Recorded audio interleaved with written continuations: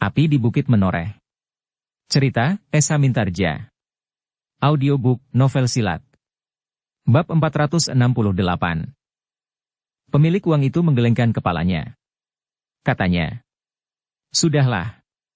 Sudah aku katakan, aku tidak mau memperpanjang perkara ini. Soalnya bukan memperpanjang persoalan. Tetapi kau harus bertindak adil." "Tidak. Aku tidak akan berbuat apa-apa. Jika begitu, serahkan uang itu kembali kepadaku. Aku akan memberikannya kepada anak yang telah mencopetnya." Anak muda yang menjadi kepanjangan tangan orang ini. Wajah pemilik uang itu menjadi tegang. Katanya, "Apa sebenarnya maumu?" "Aku mau adil. Anak yang tidak bersalah saja dipukuli sampai hampir pingsan. Bahkan mungkin pernah ada anak yang mati. Sekarang orang yang sebenarnya bersalah tidak akan dihukum." "Jangan membuat persoalan baru di sini," berkata pemilik uang. "Heh, jadi kau justru menyalahkan aku? Persoalan ini sudah selesai. Jangan diungkit lagi." Tiba-tiba Wiyati telah menampar wajah pemilik uang itu. Demikian kerasnya, sehingga pemilik uang itu terpelanting jatuh menimpa dinding kedai itu. Pemilik uang itu pun segera berusaha untuk bangkit. Namun demikian ia terdiri, maka sekali lagi Wiyati memukul wajah orang itu. "Jika kau tidak menghukum orang ini, maka aku mewakili anak yang kau pukuli itu untuk membalas." Pemilik uang itu mengaduh kesakitan. Dengan mengangkat kedua tangannya ia berkata, Jangan kau pukul lagi aku." Tetapi Wiyati tidak menghiraukannya. Digapainya baju orang itu kemudian dipukulnya orang itu sekali lagi, sehingga orang itu terjatuh lagi. Ketika orang itu dengan susah payah bangkit terdiri, maka Wiyati pun berkata, "Panggil Ki Bekel. Cepat." "Ki Bekel siapa?" "Ki Bekel padukuhan ini. Atau aku akan memukulimu lagi, dan bahkan sekaligus mengambil uang itu." Orang yang uangnya dicopet itu mengusap mulutnya. Namun Wiyati pun membentaknya. "Cepat. Panggil Ki Bekel atau Ki Jagabaya." "Tidak, panggil kedua-duanya." Orang yang uangnya dicopet itu pun dengan terbata-bata bertanya kepada saudaranya, pemilik kedai itu. "Di manakah tempat tinggal Ki Bekel?" "Marilah. Akan aku tunjukkan." Kedua orang itu pun kemudian telah meninggalkan kedai itu, pergi ke rumah Ki Bekel. Sementara itu, Wiyati pun membentak kepada laki-laki yang bertubuh tinggi. "Jangan macam-macam. Kau jangan mencoba lari, jika kau tidak ingin aku patahkan lehermu." Orang itu tidak menjawab. Tetapi jantungnya tergetar pula. Perempuan yang garang itu nampaknya benar-benar marah. Ki Ambara dan Ki Sabalintang tidak dapat mencegahnya. Karena itu, maka mereka pun hanya berdiam diri saja di luar kedai itu. Sebenarnya lah, sejenak kemudian, pemilik kedai dan pemilik uang itu pun telah kembali bersama Ki Bekel dan Ki Jagabaya. "Ada apa?" bertanya Ki Bekel. Wiyatilah yang kemudian melangkah maju. Tetapi ia masih juga mengingat unggah-ungguh sebagaimana diajarkan di padepokannya. Wiyati itu pun mengangguk hormat sambil berkata, "Apakah aku berbicara dengan Ki Bekel dan Ki Jagabaya?" "Ya. Aku adalah Ki Bekel di padukuhan ini. Dan ini adalah Ki Jagabaya. Aku minta maaf Ki Bekel dan Ki Jagabaya. Mungkin aku sudah mengganggu. Apa yang terjadi di sini?" Wiyati pun segera menceritakan apa yang telah terjadi. Ia pun kemudian menunjukkan laki-laki yang bertubuh tinggi kekar itu sebagai otak dari kerusuhan yang sering terjadi di pasar ini. "Manakah anak muda yang mencopet itu?" bertanya Ki Bekel. "Aku tidak membawanya kemari, Ki Bekel." "Sayang sekali. Kita perlukan keterangannya." "Mudah sekali. Paksa orang ini menunjukkan rumah anak muda itu. Tidak hanya seorang, tetapi beberapa orang anak muda yang bekerja untuknya." "Terima kasih." Ki Bekel mengangguk-angguk. Kemudian ia pun berkata kepada Ki Jagabaya, "Tangkap dan bawa orang ini. Sudah lama kita merasa terganggu oleh pencopet-pencopet yang berkeliaran di pasar itu." "Baik, Ki Bekel," jawab Ki Jagabaya. Orang bertubuh tinggi itu tidak dapat mengelak lagi. Sementara itu, Ki Bekel masih mendengarkan penjelasan dari Wiyati. Dalam pada itu, di luar kedai, Ki Sabalintang berdesis, Agaknya gadis yang baru keluar dari padepokan itu masih dipengaruhi oleh keinginannya untuk menunjukkan kelebihannya. Bukankah itu biasa bagi mereka yang baru turun dari sebuah perguruan? Ia ingin membuktikan, apakah ia benar-benar sudah memiliki kelebihan sebagaimana dicita-citakannya sejak ia memasuki sebuah perguruan. Kisah Balintang tersenyum. Katanya, aku pun melakukannya demikian aku keluar dari perguruan. Namun waktu itu aku justru hampir mati dicekik seorang yang berilmu tinggi. Untunglah beberapa orang kawanku sempat menolongku. Tetapi ada hal yang lain pada gadis itu. Apa? Gadis itu menangis, bukan sekadar pura-pura, ketika ia membayangkan bahwa mungkin pernah terjadi seorang anak remaja yang mati karena dikorbankan oleh orang yang bertubuh tinggi besar itu. Maksudnya, untuk memalingkan orang banyak dan pencuri yang sebenarnya? Ki Ambara mengangguk. Mungkin ia benar-benar terharu. Tetapi di samping itu, keinginannya untuk menguji kemampuan dirinya juga ikut berbicara, sehingga sikapnya menjadi meledak-ledak. Kita akan mempelajari sifat-sifatnya sebelum kita menetapkan beban tugas yang berat itu kepadanya. Ya, kita masih mempunyai waktu. Kita dapat membakar keinginannya menegakkan keadilan. Adalah tidak adil jika Sutawijayalah yang kemudian memegang kendali kekuasaan di tanah ini. Dalam pada itu, agaknya Wiyati telah selesai berbicara dengan Ki Bekel. Sementara Ki Jagabaya telah menangkap orang yang bertubuh tinggi kekar itu. Sementara itu Wiyati masih sempat bertanya kepada pemilik uang itu. Apakah uangmu masih utuh? Nampaknya memang masih utuh. Aku ingin kepastian. Hitunglah. Pemilik uang itu tidak membantah. Perempuan muda itu garangnya bukan main. Namun akhirnya pemilik uang itu mengangguk-angguk. Masih utuh. Tiba-tiba saja Wiyati membentak orang yang bertubuh tinggi itu. Nah, kau dengar. Uang itu masih utuh. Kenapa kau mencekik pencopetmu dan menuduh ia sudah menggelapkan uang yang seharusnya diserahkan kepadamu? Laki-laki itu menundukkan wajahnya. Namun sekali lagi Wiyati menampar kening orang itu sehingga terjatuh. Sudah, cegah Ki Bekel. Orang ini sudah diserahkan kepadaku. Biarlah aku yang mengaturnya. Hukuman apa yang pantas diberikan kepadanya? Aku akan mengusut sampai tuntas, apa saja yang pernah dilakukan, serta menangkap orang-orang yang bekerja baginya, membuat pasar itu menjadi rusuh. Wiyati menarik nafas panjang. Kemudian ia pun berkata, Maaf, Ki Bekel. Aku menjadi sangat benci dan muak melihat wajahnya.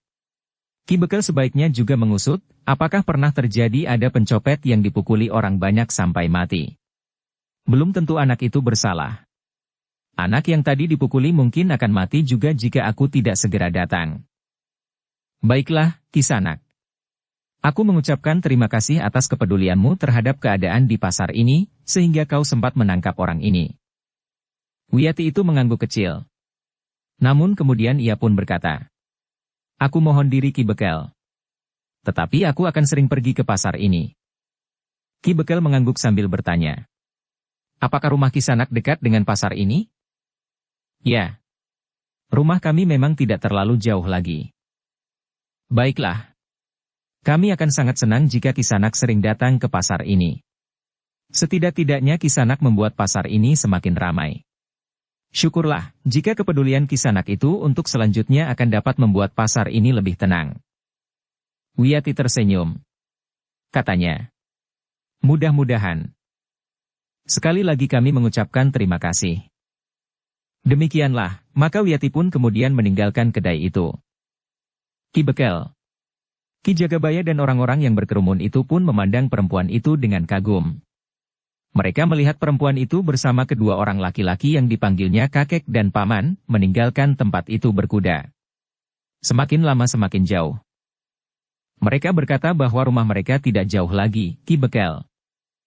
Ya. Perempuan itu mengatakan bahwa rumah mereka sudah dekat.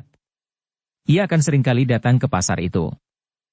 Ki Bekel tidak bertanya, di mana mereka tinggal. Maksudku di padukuhan apa? Ya. Sebenarnya aku dapat menanyakannya. Sayang, aku lupa, sementara itu kalian tidak mengingatkan aku. Aku pun jadi lupa segala-galanya, melihat seorang perempuan yang demikian cantiknya, muda dan perkasa. Baiklah. Sekarang marilah kita pulang. Kita bawa orang itu. Aku benci kepada mereka yang mengganggu ketenangan dan ketentraman wilayahku, termasuk pasar ini. Laki-laki bertubuh tinggi itu tidak dapat berbuat apa-apa. Ia sama sekali tidak berani berusaha sesuatu. Ki Bekel dan Ki Jagabaya itu menurut pendengarannya adalah orang-orang yang berilmu tinggi. Sementara itu dengan seorang perempuan saja ia tidak dapat berbuat apa-apa.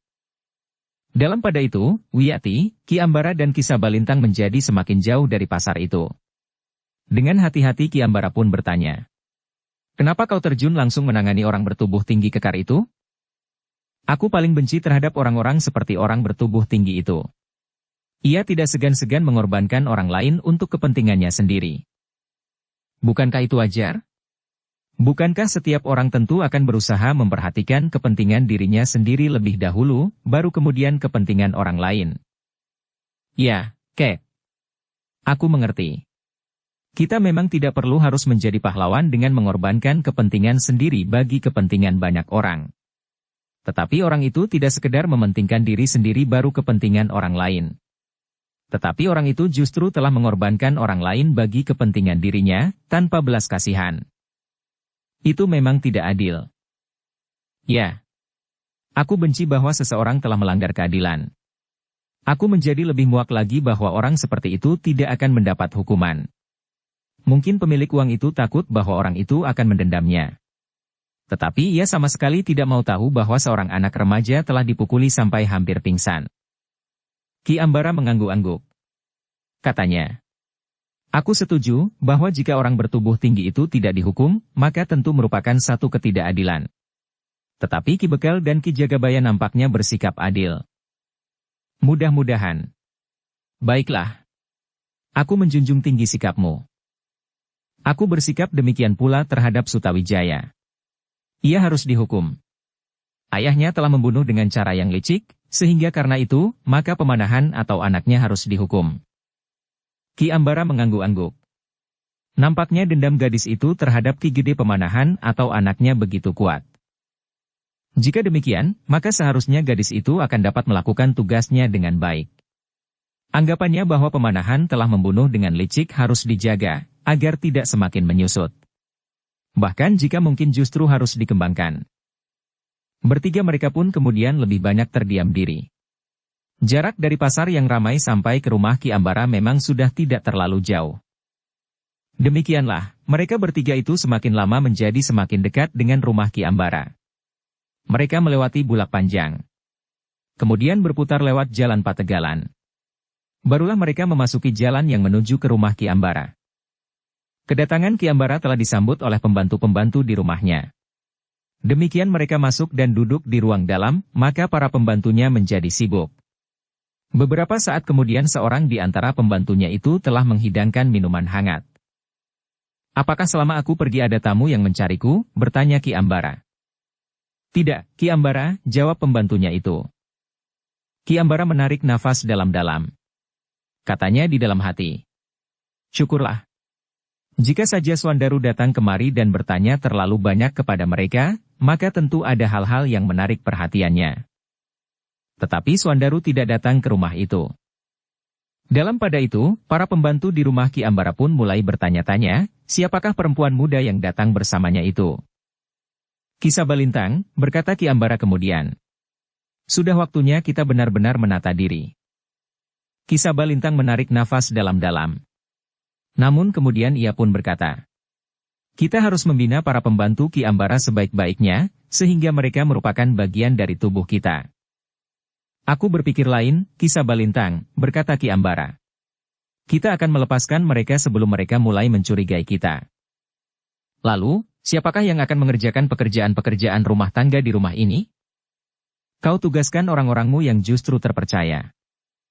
Namun Wiyati pun menyahut, "Serahkan pekerjaan rumah tangga kepadaku. Aku akan menyelesaikan dengan baik." "Tentu kau dapat melakukannya tetapi waktumu akan habis untuk mengerjakan pekerjaan rumah tangga ini. Bukankah rumah ini harus dibersihkan? Lantainya, perabotnya dan segala macam benda yang ada di dalamnya. Kemudian mencuci pakaian, masak, dan yang banyak makan waktu adalah menyapu halaman, mengambil air dan memelihara tanaman agar dapat tumbuh dengan baik. Wiyati menarik nafas panjang. Sambil mengangguk-angguk ia berdesis. Ya. Bukan karena aku tidak sanggup melakukannya, tetapi mungkin aku akan kehabisan waktu. Baiklah, berkata Kisah Balintang. Sekarang, biarlah Wiyati beristirahat. Nanti sore kita akan membicarakannya lebih mendalam. Ki Ambara pun kemudian membawa Wiyati untuk mengenali rumah itu. Diperkenalkannya kepada para pembantu rumah itu sebagai cucu Ki Ambara. Jika kau akan ke Pakiwan, pergilah. Hari itu, Kisah Balintang mencoba untuk mengenali para pembantu Ki Ambara sebaik-baiknya. Para pembantu itu bahkan juga menganggap bahwa Kisah Balintang adalah seorang yang bekerja kepada Ki Ambara. Pengenalan Kisah Balintang hari itu terhadap para pembantu, ternyata meyakinkan Kisah Balintang bahwa sebaiknya mereka memang harus dilepaskan tanpa menyakiti mereka. Ketika malam turun, maka Ki Ambara, Kisah Balintang dan Wiyati membicarakan dengan sungguh-sungguh apa yang harus mereka lakukan. Kisah Balintang pun telah menjelaskan kepada Wiyati, apa yang harus dilakukannya. Bukankah kau tidak kecewa terhadap tugas yang dibebankan kepadamu? Tidak, Kek. Sejak aku berada di Padepokan, aku sudah menyatakan kesediaanku. Apapun yang harus aku lakukan. Kau harus mengorbankan masa mudamu. Kau tidak akan mendapat kesempatan untuk memasuki sebuah rumah tangga yang selalu dicita-citakan oleh setiap orang gadis. Seorang suami yang dapat melindungimu, seorang suami yang hanya mencurahkan cinta kasihnya kepadamu. Kau akan menjadi seorang perempuan simpanan dari seorang laki-laki yang sudah beristri. Tetapi di samping itu, kau harus mampu membujuk laki-laki itu untuk melakukan apa saja menurut keinginanmu. Aku akan melakukannya, Kek. Jika pengorbanan itu yang harus aku berikan, aku akan memberikannya dengan ikhlas. Bukankah banyak orang yang bahkan harus mengorbankan nyawanya untuk satu keyakinan? Pengorbanan yang harus kau berikan, mungkin akan lebih berat dari nyawamu. Jika aku dapat melakukannya, akan aku lakukan, Kek. Baiklah. Aku percaya kepadamu. Aku percaya akan kukuhnya keyakinanmu. Terima kasih, Kek. Dengan demikian, maka satu bentuk gelar perang yang khusus telah dibuka oleh Kisah Balintang dan Ki Ambara. Mereka mulai memasang jerat bagi Suandaru, yang menurut penilaian Kisah Balintang mempunyai kelemahan yang dapat ditembusnya. Malam itu Ki Ambara dan Kisah Balintang juga memutuskan untuk melepas para pembantu yang sudah ada di rumah itu. Mumpung mereka masih belum mengenal isi rumah lebih jauh lagi. Apa yang mereka lihat masih dalam batas-batas kewajaran. Cucuku sekarang berada di sini, berkata Ki Ambara. Kami akan mencoba melakukan segala pekerjaan rumah tangga di rumah ini. Kami minta maaf bahwa kami harus merelakan kalian pergi. Sebenarnya lah kami tidak lagi mempunyai kemampuan untuk membiayai kehidupan sebuah keluarga yang besar, serta memberikan gaji kalian dengan pantas. Ternyata para pembantu di rumah itu dapat mengerti. Dengan sedikit uang pesangon, mereka meninggalkan rumah Ki Ambara tanpa cubitan penyesalan dan kekecewaan. Mereka merasa bahwa kepergian mereka itu adalah wajar-wajar saja. Namun orang yang terbiasa memelihara kuda di rumah Ki Ambara itu sempat bertanya. Siapakah yang akan memelihara kuda? Siapa pula yang akan mencari rumput? Aku sendiri yang akan memelihara kuda-kudaku. Sedangkan rumput harus aku beli. Bukankah selama ini kita juga membeli rumput, meskipun sebagian disabit sendiri? Orang itu mengangguk-angguk. Katanya, baiklah. Kami minta diri. Sepasang suami istri dan seorang lainnya pun meninggalkan rumah Ki Ambara tanpa mempunyai prasangka apapun. Mereka percaya saja bahwa usaha Ki Ambara memang sedang mundur. Karena itu, ia panggil cucunya untuk tinggal bersamanya. Tetapi beberapa hari kemudian, di rumah Ki Ambara itu telah tinggal dua orang lain. Keduanya adalah orang-orang yang ditempatkan oleh Kisah Balintang. Mereka tahu pasti, siapakah para penghuni rumah itu. Karena itu, maka mereka pun akan dapat berbicara sesuai dengan permainan yang sudah ditentukan oleh Kisah Balintang. Setelah semuanya mapan, maka Ki Ambara telah mengadakan hubungan kembali dengan Suandaru. Sambil membawa seekor kuda yang baik. Ki Ambara datang mengunjungi Suandaru di Sangkal Putung. Suandaru pun mempersilakan Ki Ambara untuk naik ke pendapa dengan ramahnya. Bahkan Pandan Wangi pun ikut pula menemuinya. Aku membawa seekor kuda yang baik, berkata Ki Ambara kemudian. Bukankah aku sudah mempunyai seekor kuda yang baik, sahut Suandaru. Tentu, Ger. Pandan Wangi juga sudah mempunyai kuda yang mapan. Ia senang sekali dengan kudanya itu. Syukurlah kalau kuda itu cocok bagi Angger Pandan Wangi, sahut Ki Ambara. Namun katanya kemudian. Tetapi mungkin ada bebahu lain yang ingin membelinya. Suandaru tertawa. Maaf, Ger. Bukan maksudku memanfaatkan Angger Suandaru untuk memasarkan kuda-kudaku. Pandan Wangi pun tertawa pula. Sementara itu dengan nada rendah Suandaru berkata. Aku mengerti, Ki Ambara. Terima kasih, Ger. Namun aku akan membantu Ki Ambara. Mungkin ada orang yang memerlukan seekor kuda. Aku akan mengajaknya ke rumah Ki Ambara, berkata Suandaru. Angger Suandaru tidak perlu menunggu ada orang yang ingin membeli seekor kuda. Sebenarnya kedatanganku kemari juga bukan karena aku ingin menawarkan seekor kuda. Tetapi karena sudah lama aku tidak datang kemari. Sejak aku pergi mengunjungi saudaraku yang tinggal di tempat yang jauh. Terima kasih, Ki Ambara. Nah, aku harap Angger juga sudi mengunjungi aku. Syukurlah jika Angger datang berdua. Baik, Ki Ambara. Lain kali kami akan mengunjungi Ki Ambara, sahut Pandan Wangi. Demikianlah, untuk beberapa lama Ki Ambara berbincang dengan Suandaru dan Pandan Wangi. Pembicaraan mereka berkisar sekitar kuda-kuda yang baik. Ki Ambara sempat bercerita tentang kuda-kuda liar yang sering nampak di kaki Gunung Merbabu. Yang Ki Ambara maksud dengan kuda-kuda liar, bertanya Suandaru. Ada beberapa orang yang pernah melihat iring-iringan kuda liar dari hutan di kaki Gunung Merbabu. Mereka turun beberapa ratus patok. Berlari-lari di tebing gunung. Namun kemudian menghilang lagi memasuki hutan di sisi yang lain. Tidak ada seorang pun yang memburu kuda-kuda liar itu? Tidak ada yang berani melakukannya, jawab Ki Ambara. Menurut beberapa orang, kuda-kuda itu bukan kuda-kuda sewajarnya. Tetapi kuda-kuda liar yang besar dan tegar itu justru dipelihara oleh Danyang Gunung Merbabu. Oh! Suandaru mengangguk-angguk. Sementara Pandan Wangi bertanya. Kuda hantu, begitu maksud Ki Ambara? Tidak seorang pun dapat mengatakannya dengan pasti, Ger. Tetapi yang jelas, meskipun sudah banyak orang yang pernah menyaksikan, tetapi tidak seorang pun yang berani memburu. Suandaru mengangguk-angguk. Tetapi kuda-kuda liar itu tidak begitu menarik perhatiannya. Menurutnya, kuda-kuda liar itu tidak lebih dari satu di antara dongeng yang banyak jumlahnya. Setelah minum minuman hangat, makan beberapa potong makanan, maka Ki Ambara pun kemudian telah mohon diri. Sekali lagi ia minta Suandaru dan Pandan Wangi suka berkunjung ke rumahnya. Kunjungan Ki Ambara itu memang telah menggelitik Suandaru untuk pergi ke rumahnya.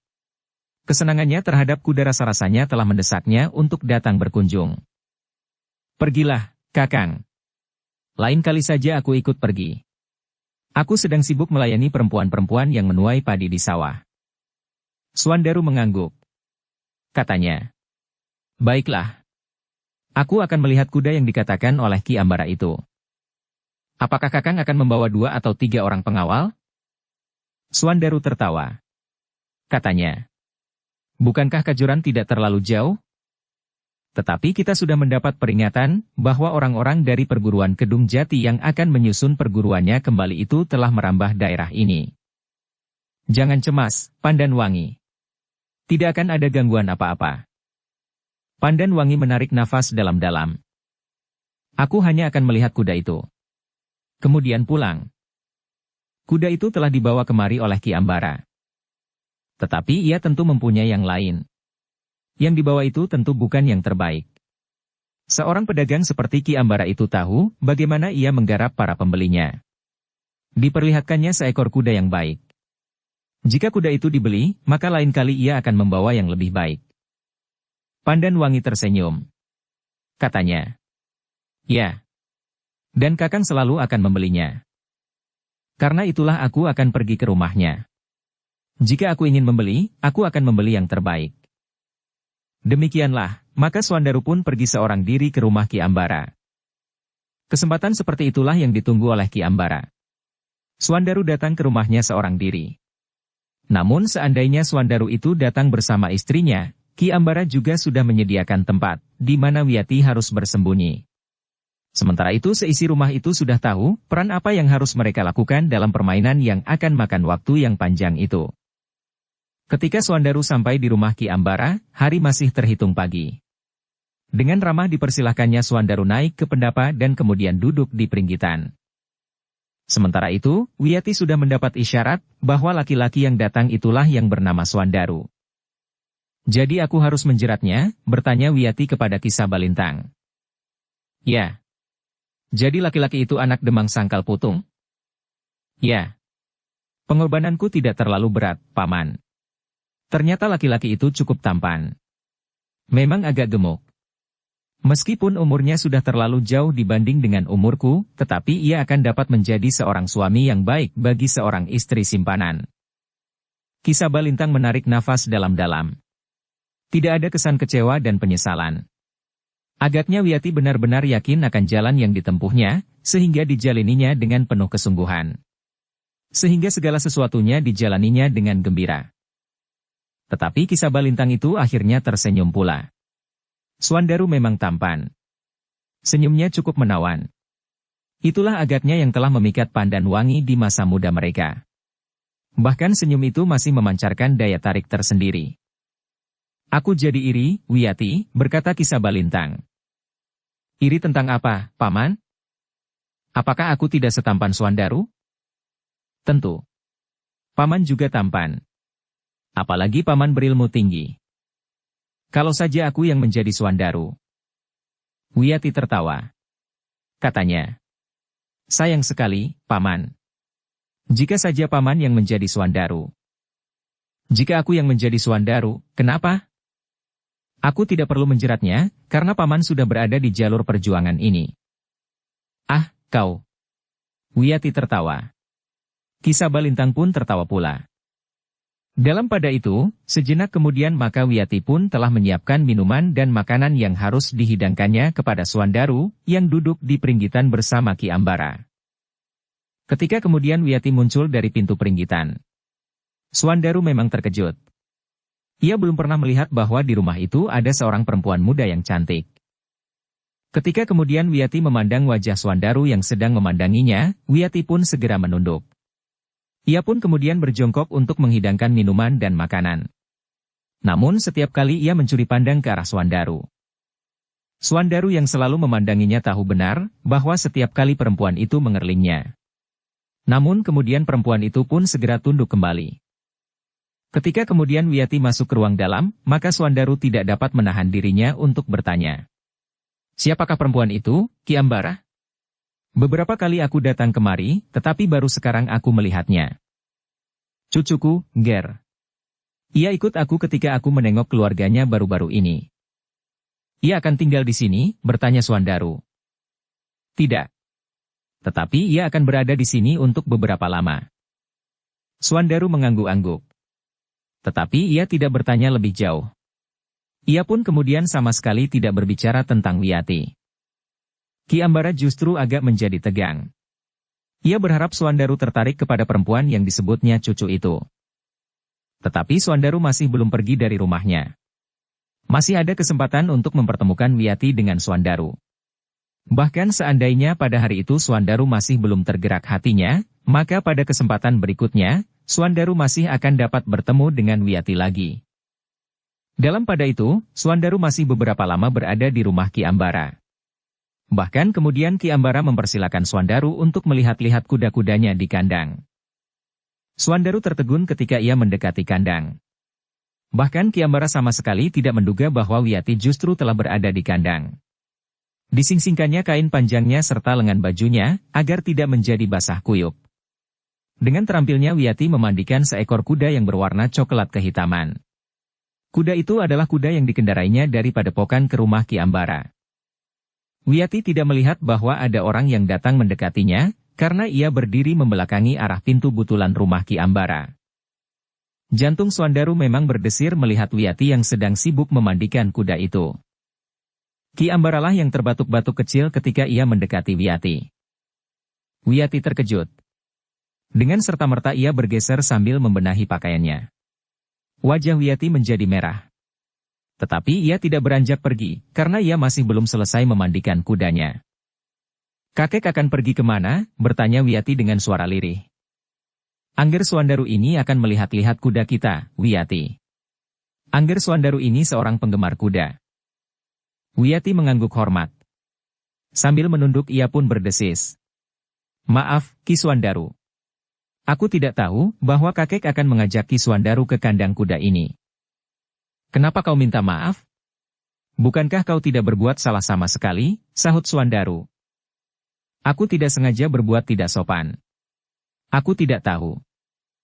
Swandaru tertawa. Katanya. Kau bukannya tidak sopan. Tetapi karena kau sedang memandikan kudamu, maka yang kau lakukan adalah wajar sekali. Bahkan teruskan. Aku tidak berkeberatan. Ah. Wiyati menunduk semakin dalam. Tetapi ia tidak beranjak pergi. Swandarulah yang kemudian berlalu bersama Ki Ambara sambil berdesis. Aku akan melihat-lihat kuda kakekmu. Aku tidak ingin mengganggumu. Karena itu teruskan kerjamu. Kau tidak usah minta maaf kepadaku, karena aku tidak merasa tersinggung karenanya. Wiyati tidak menjawab. Tetapi ia masih saja menunduk. Sejenak kemudian, Swandaru pun telah berdiri di depan kandang melihat-lihat kuda Ki Ambara. Wiyati masih berdiri di tempatnya. Sementara Swandaru mengelus kepala seekor kuda berwarna kelabu. Namun tiba-tiba Swandaru berpaling memandang kuda yang sedang dimandikan oleh Wiyati. Bahkan Swandaru pun kemudian melangkah mendekatinya. Diamatinya kuda itu dengan seksama. Dengan nada rendah ia pun bergumam. Kuda yang tegar. Kuda itu adalah kuda Wiyati, Nger. Oh. Swandaru mengangguk-angguk. Karena itu agaknya kudanya pun cantik pula. Ah. Wiyati pun bergeser ke belakang kudanya yang masih belum selesai dimandikan. Siapa namamu? Tiba-tiba saja Swandaru bertanya. Ah, suara Wiyati merendah. Tuan sudah mengetahui namaku. Kakek sudah menyebutnya. Tetapi aku belum mendengar kau memperkenalkan diri dengan menyebut namamu sendiri. Wiyati mengangkat wajahnya. Matanya bagaikan nyala lampu di malam yang kelam. Hanya seleret, karena Wiyati itu pun segera menunduk lagi. Ki Ambaralah yang kemudian menyahut. Anak itu anak pedesaan. Ia jarang sekali bergaul dengan orang lain kecuali kerabatnya sendiri.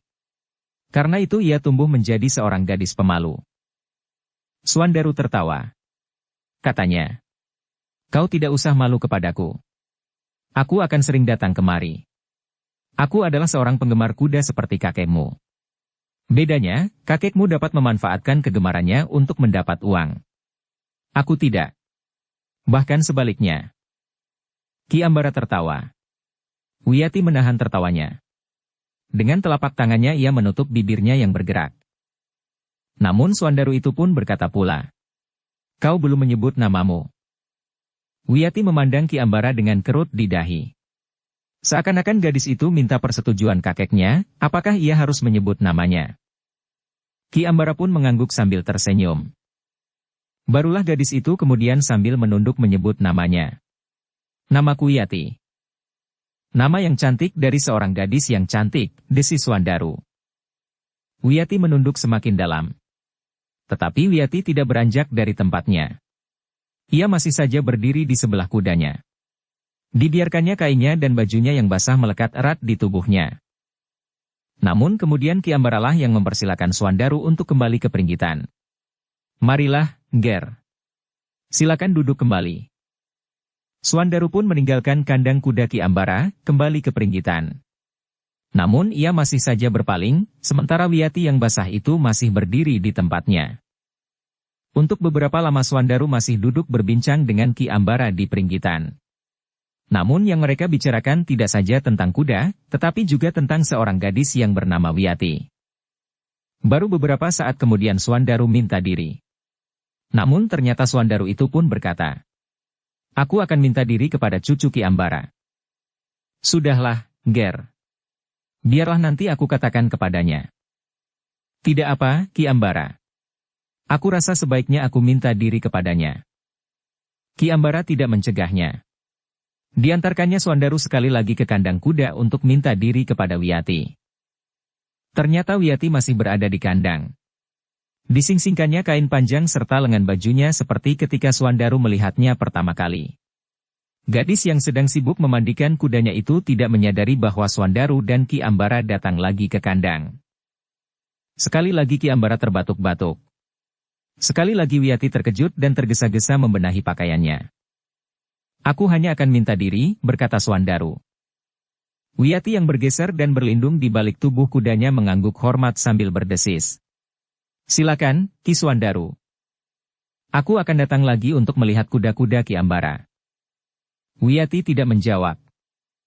Demikianlah, sejenak kemudian Suandaru pun telah minta diri sekali lagi kepada Ki Ambara.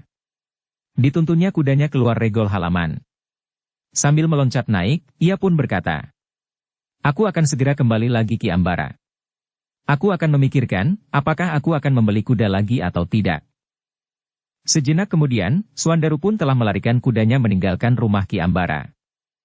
Namun yang kemudian singgah di kepala Suandaru bukan saja seekor kuda yang besar dan tegar. Tetapi setiap kali wajah Wiyati terbayang, tumpang tindih dengan gambaran seekor kuda yang besar, kuat dan tegar. Suandaru menggelengkan kepalanya. Ia mencoba mengusir bayangan gadis yang pakaiannya basah melekat di tubuhnya itu. Nalarnya masih dapat bekerja seutuhnya, sehingga mampu mengimbangi gejolak perasaannya. Ketika Suandaru sampai di rumah dan menemui Pandan Wangi yang tersenyum menyambutnya, maka bayangan Wiyati itu pun lenyap dari kepalanya. Yang diceritakan Suandaru kepada Pandan Wangi adalah beberapa ekor kuda Ki Ambara yang ternyata memang baik. "Kapan-kapan aku ikut melihat-lihat kuda itu lagi, Kakang." "Ya. Kapan saja kau ingin pergi ke rumah Ki Ambara, kita akan pergi. Tetapi jangan terlalu lama. Aku berjanji untuk segera datang kembali." Pandan Wangi tertawa pendek. Katanya, "Jika aku belum sempat, bukankah kau dapat pergi sendiri?" Terasa jantung Suandaru berdesir. Rasa-rasanya Pandan Wangi menyindirnya, bahwa ia memang ingin pergi sendiri. "Tidak," berkata Suandaru di dalam hatinya. "Aku tidak akan pergi sendiri. Aku akan mengajak Pandan Wangi pergi ke rumah Ki Ambara." Meskipun demikian, mulutnya terasa dibungkam ketika ia berniat untuk menceritakan kepada Pandan Wangi, bahwa di rumah Ki Ambara tinggal pula cucu perempuannya. Tiba-tiba saja Suandaru merasa gelisah. Tetapi ternyata bahwa ia masih mampu menyembunyikan kegelisahannya. Bahkan sikapnya kepada Pandan Wangi justru menjadi semakin manis. Beberapa hari kemudian, Suandaru masih belum pergi ke rumah Ki Ambara. Suandaru berusaha untuk menunggu Pandan Wangi mempunyai kesempatan untuk pergi. Tetapi ternyata ketika Suandaru mengajaknya, Pandan Wangi itu berkata, "Pergilah sendiri, Kakang.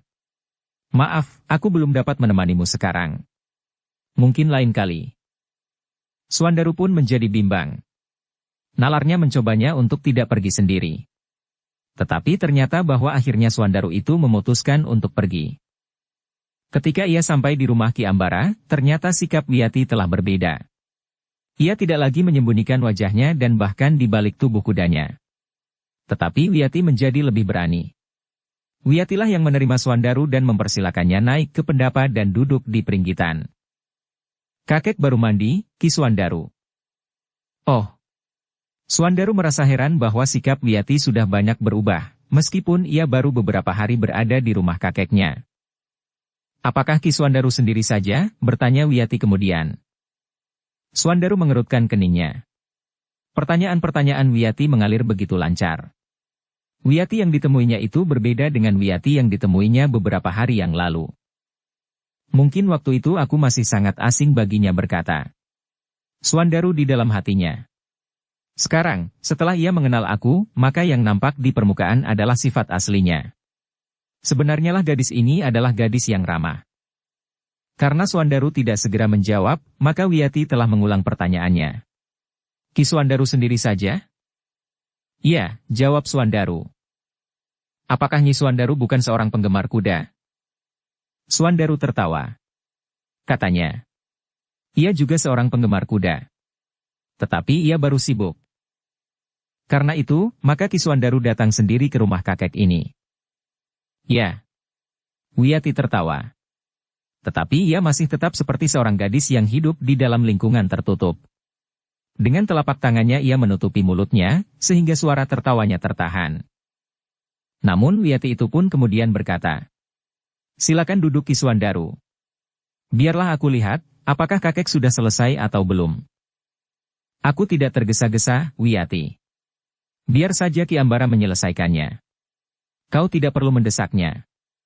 Nanti Ki Ambara juga akan selesai dengan sendirinya." "Ah, duduk sajalah di sini. Aku akan merebus air. Nanti saja, setelah kakekmu selesai." Ternyata Wiyati memang tidak pergi. Ia duduk saja di peringgitan. Sekali-sekali nampak senyumnya menghiasi bibirnya yang tipis. Matanya setiap saat bagaikan menyala, memandang Suwandaru yang terheran-heran melihat kecantikan Wiyati. Sejak saat itu, Suwandaru benar-benar mulai terjerat. Usaha Wiyati tidak sia-sia. Gadis itu telah membuat Suwandaru kadang-kadang kehilangan penalarannya. Ki Ambara mengamati perkembangan keadaan dengan seksama. Dengan cerdik Ki Ambara memberikan banyak waktu kepada Wiyati untuk menemui Ki Suwandaru. Meskipun demikian, jika Suwandaru pulang ke rumahnya di Sangkal Putung dan bertemu dengan Pandanwangi, selalu terjadi pergolakan yang sengit di dalam dadanya. Pandanwangi adalah seorang perempuan yang cantik. Ia juga seorang perempuan yang memiliki ilmu yang tinggi. Selama ini Pandanwangi mendampinginya dengan setia. Ketika ia tergelincir karena seorang penari tayub, Pandanwangi bersedia memaafkannya. Bahkan kemudian telah melupakan peristiwa yang hampir saja menjadi malapetaka itu. Adik perempuannya, Sekar Mirah telah ikut campur, dan dengan sikap yang lebih keras dari sikap Pandanwangi, Sekar Mirah memutuskan hubungannya dengan penari tayub itu.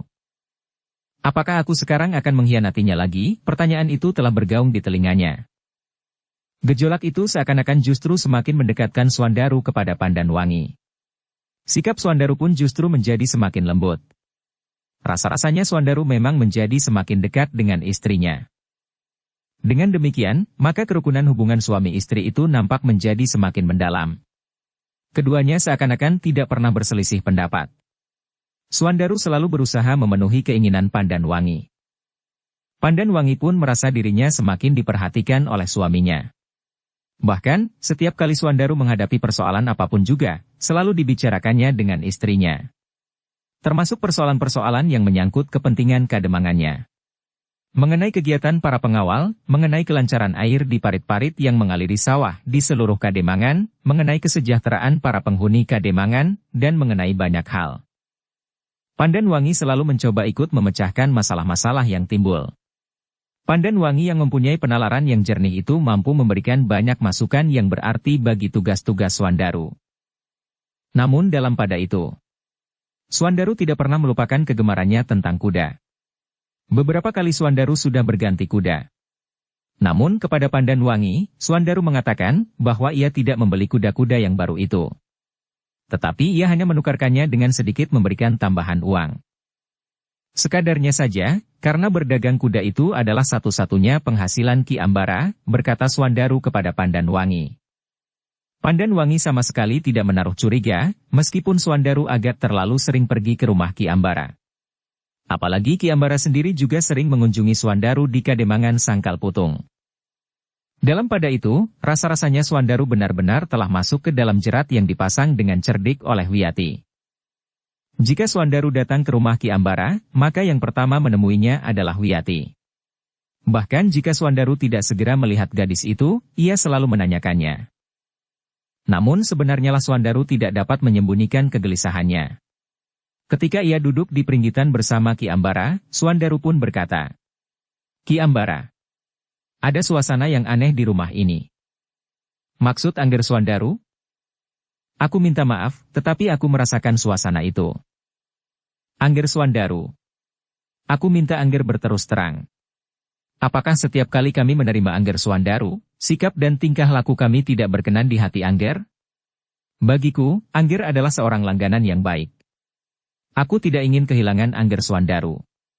Bukan saja Angger Suwandaru yang telah membeli kuda-kudaku, tetapi dengan lantaran Angger Suwandaru, aku banyak mendapat rejeki." "Tidak, Ki Ambara.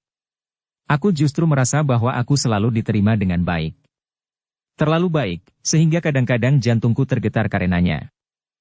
"Aku tidak tahu maksud Angger Suwandaru." Ki Ambara, sejak Wiyati ada di sini, suasana di rumah ini menjadi lain. Apakah Wiyati pernah atau bahkan sering berlaku kurang mapan? Mungkin anak itu memang tidak mengenal unggah-ungguh. Tidak, Ki Ambara. Bukan begitu. Anak itu bersikap terlalu ramah kepadaku. Ia sangat baik. Bahkan terlalu baik kepadaku. Jadi apakah yang menyebabkan Angger tersinggung? Aku sama sekali tidak tersinggung. Oh. Jadi? Aku justru merasa terjerat di sini. Terjerat? Ki Ambara. Wiyati adalah seorang gadis yang cantik. Ia masih terlalu muda untuk mengenal pergaulan. Aku tidak tahu apakah maksudnya, bahwa ia memperlakukan aku begitu baik dan ramah. Sementara itu aku adalah seorang laki-laki yang sudah menjelang saatnya tumbuh uban di rambutnya. Ki Ambara menarik nafas dalam-dalam. Katanya. Aku tahu yang Angger maksudkan. Sebagai orang tua, aku juga memperhatikan sikap Wiyati. Ia adalah seorang gadis yang terasing dari pergaulan di rumah orang tuanya. Tetapi ia tidak pernah merasa tertarik kepada seorang laki-laki. Tetapi aku melihat sikap yang lain pada gadis itu sekarang. Ki Ambara. Aku adalah orang yang sudah menjelang separuh baya. Aku merasa bahwa aku harus menempatkan diriku sebaik-baiknya. Aku hargai sikap Angger Swandaru. Tetapi apa yang dapat aku lakukan terhadap perasaan seseorang? Maksud Ki Ambara. Aku akan dapat memaksakan kehendakku atas wujud kewadagan Wiyati. Tetapi aku sama sekali tidak akan dapat mengekang perasaannya. Swandaru menarik nafas dalam-dalam. Sebagai seorang yang sudah cukup berpengalaman, Swandaru pun mengerti apa yang dimaksudkan oleh Ki Ambara. Ternyata Ki Ambara merasa tidak mampu menghalangi sikap Wiyati. Aku mohon maaf sedalam-dalamnya, Nger. Mungkin aku harus membawa cucuku itu kembali kepada orang tuanya. Jangan tergesa-gesa mengambil keputusan, Ki Ambara. Swandaru pun menyahut dengan serta-merta. Ki Ambara menarik nafas dalam-dalam. Sebenarnya lah aku pun merasa cemas, bahwa pada suatu saat nanti Pandan Wangi menyatakan keinginannya untuk ikut datang kemari. Ki Ambara mengerutkan dahinya. Sambil mengangguk-angguk kecil ia pun berdesis. Memang akan dapat menimbulkan kesan yang buruk. Tetapi jika benar Angger Pandan Wangi ikut datang kemari, aku berjanji untuk menyembunyikan Wiyati. Aku juga merasa cemas, bahwa anak itu melakukan sesuatu yang dapat memberikan kesan buruk itu. Apakah itu mungkin? Aku berjanji. Karena itu, jika Angger Pandan Wangi ingin datang kemari, jangan dicegah. Jika Angger Swandaru berusaha mencegahnya, maka justru akan dapat menarik perhatiannya. Swandaru mengangguk-angguk. Namun demikian, pada saat-saat yang lain, penalarannya sama sekali tidak mampu memberikan pertimbangan kepada perasaannya.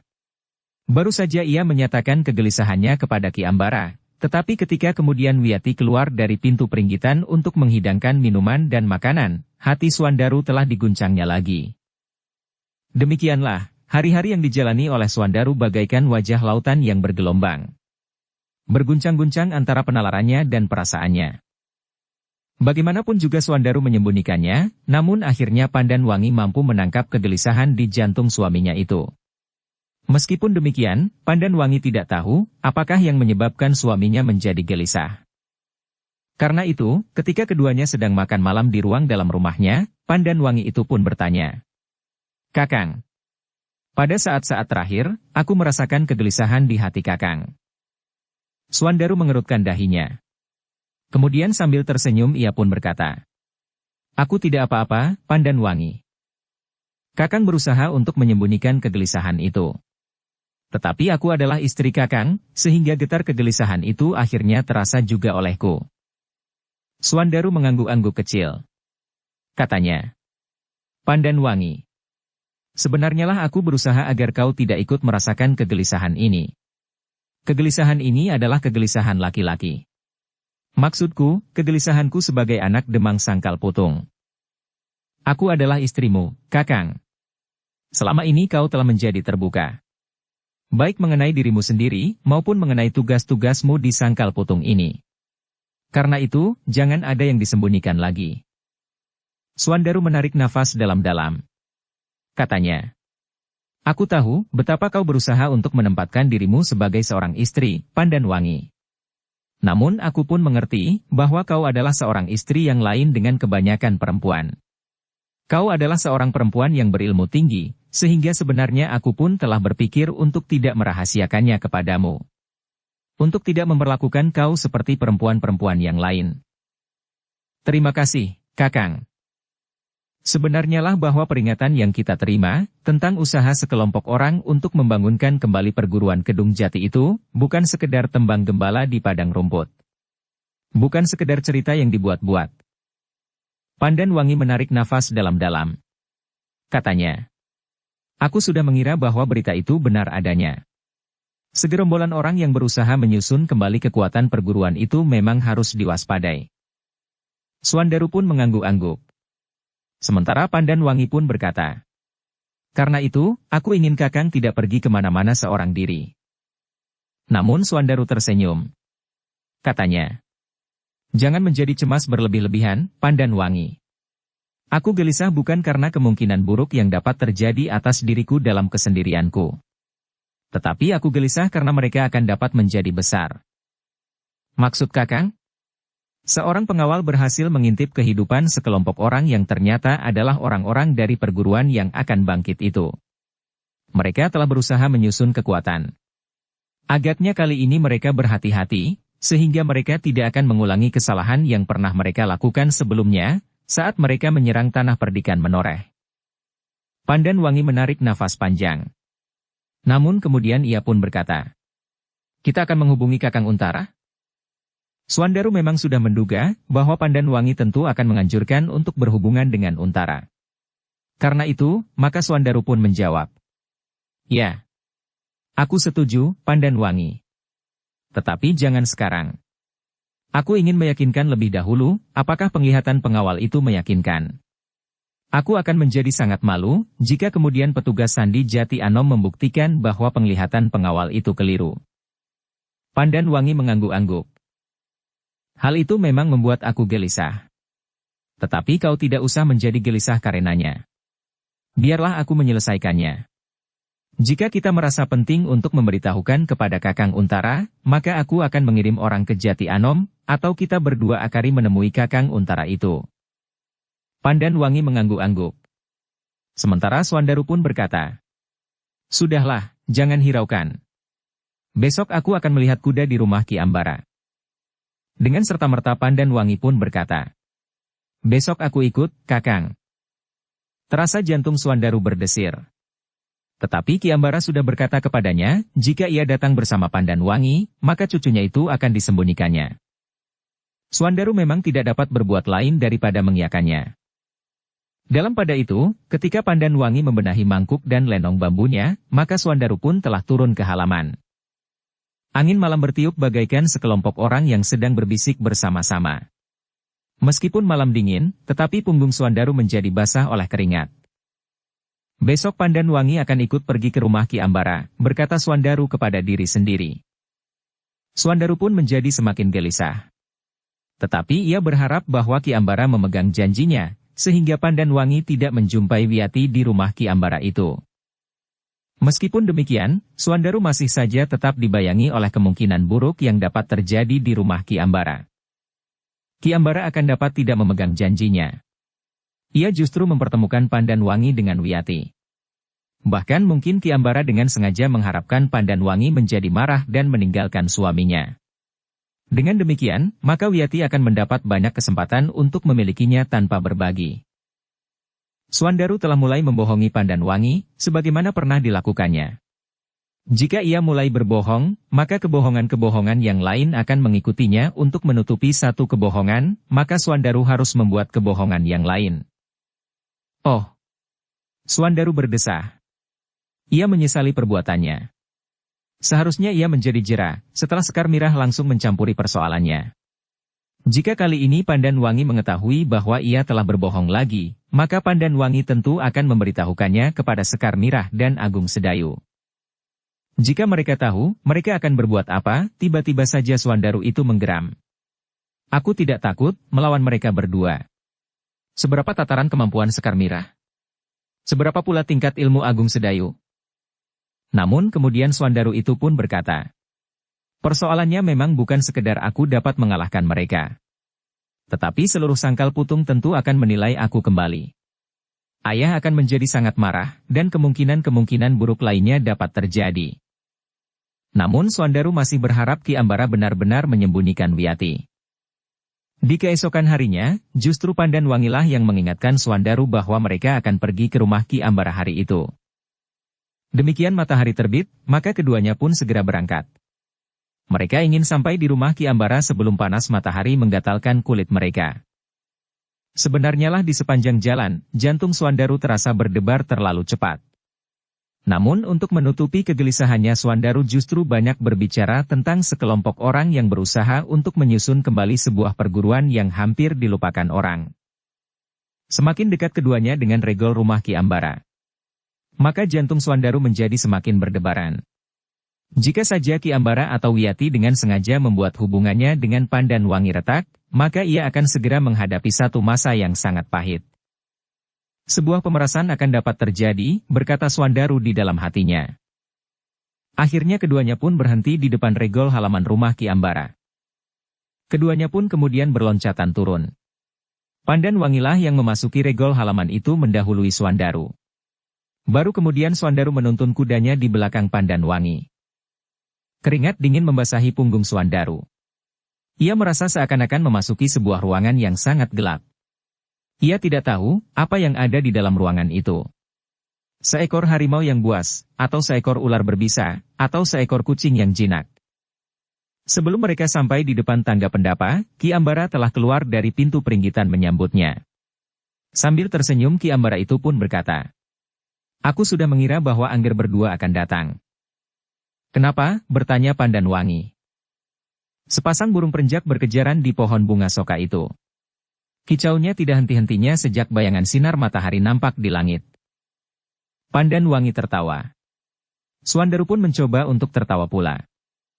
"Marilah, silahkan naik," berkata Ki Ambara kemudian. Sejenak kemudian, mereka bertiga pun telah duduk di peringgitan. Sementara itu Swandaru masih saja merasa gelisah. Tetapi dengan susah payah ia mencoba untuk menyembunyikannya. "Lama Angger tidak datang kemari?" bertanya Ki Ambara. Swandaru menarik nafas panjang. Katanya, "Ada sesuatu yang harus aku perhatikan di Kademangan, Ki Ambara." "Apa ada masalah yang timbul?" Nampaknya Kademangan Sangkal Putung adalah saru Kademangan yang tenang dan damai. Tidak ada satu Kademangan pun yang luput dari persoalan-persoalan yang harus dipecahkannya. Ki Ambara, kali ini Sangkal Putung menghadapi persoalan yang memerlukan perhatian yang sungguh-sungguh. "Persoalan apa, Ger?" Swandaru tersenyum. Tetapi ia tidak mengatakan apa-apa. "Maaf. Satu pertanyaan yang bodoh. Seharusnya aku tidak mengajukan pertanyaan seperti itu." Pandan Wangi pun tertawa. Swandaru pun kemudian tertawa pula meskipun agak terlambat. Ketika terdengar desir langkah seseorang di ruang dalam menuju ke pintu peringgitan, jantung Swandaru bagaikan berhenti berdetak. Ia tahu bahwa orang yang ada di ruang dalam itu tentu akan menghidangkan minuman dan makanan bagi mereka. Sejenak kemudian, maka pintu peringgitan pun berderit. Jantung Swandaru bagaikan berhenti berdetak. Jika Ki Ambara dan Wiyati ingin mencari keuntungan bagi diri mereka sendiri, maka Wiyatilah yang akan keluar dari ruang dalam menghidangkan minuman dan makanan. Namun Swandaru menarik nafas dalam-dalam, ketika yang muncul adalah seorang laki-laki sambil membawa nampan berisi beberapa mangkuk minuman. Swandaru menjadi sedikit tenang. Ternyata Ki Ambara menepati janjinya untuk menyembunyikan Wiyati. Tetapi kemungkinan lain masih saja dapat terjadi. Hidangan yang akan disuguhkan tentu bukan hanya minuman saja. Biasanya Ki Ambara menghidangkan minuman dan makanan. Namun yang menghidangkan makanan adalah orang yang menghidangkan minuman itu pula. Untuk sementara Swandaru merasa bebas dari kemungkinan buruk yang dapat terjadi. Apalagi jika Ki Ambara dan Wiyati dengan sengaja berusaha memisahkannya dengan Pandan Wangi. Namun Ki Ambara benar-benar memenuhi janjinya. Wiyati bukan saja tidak menghidangkan minuman dan makanan. Tetapi sampai kunjungan Swandaru berakhir, setelah melihat-lihat kuda di kandang, Wiyati memang tidak menampakkan diri. Hati Swandaru benar-benar menjadi tenang demikian mereka meninggalkan regol halaman rumah Ki Ambara. Dengan ramah Ki Ambara mengantar mereka sampai ke regol halaman. Ger, berkata Ki Ambara demikian Suandaru dan Pandanwangi meloncat ke punggung kuda. Dalam waktu sepekan ini, aku akan mendapatkan kuda-kuda baru. Jika mungkin ada seseorang yang memerlukannya, tolong Ger, tunjukkan rumah ini. Biarlah mereka datang melihatnya. Baik, Ki Ambara, sahut Suandaru.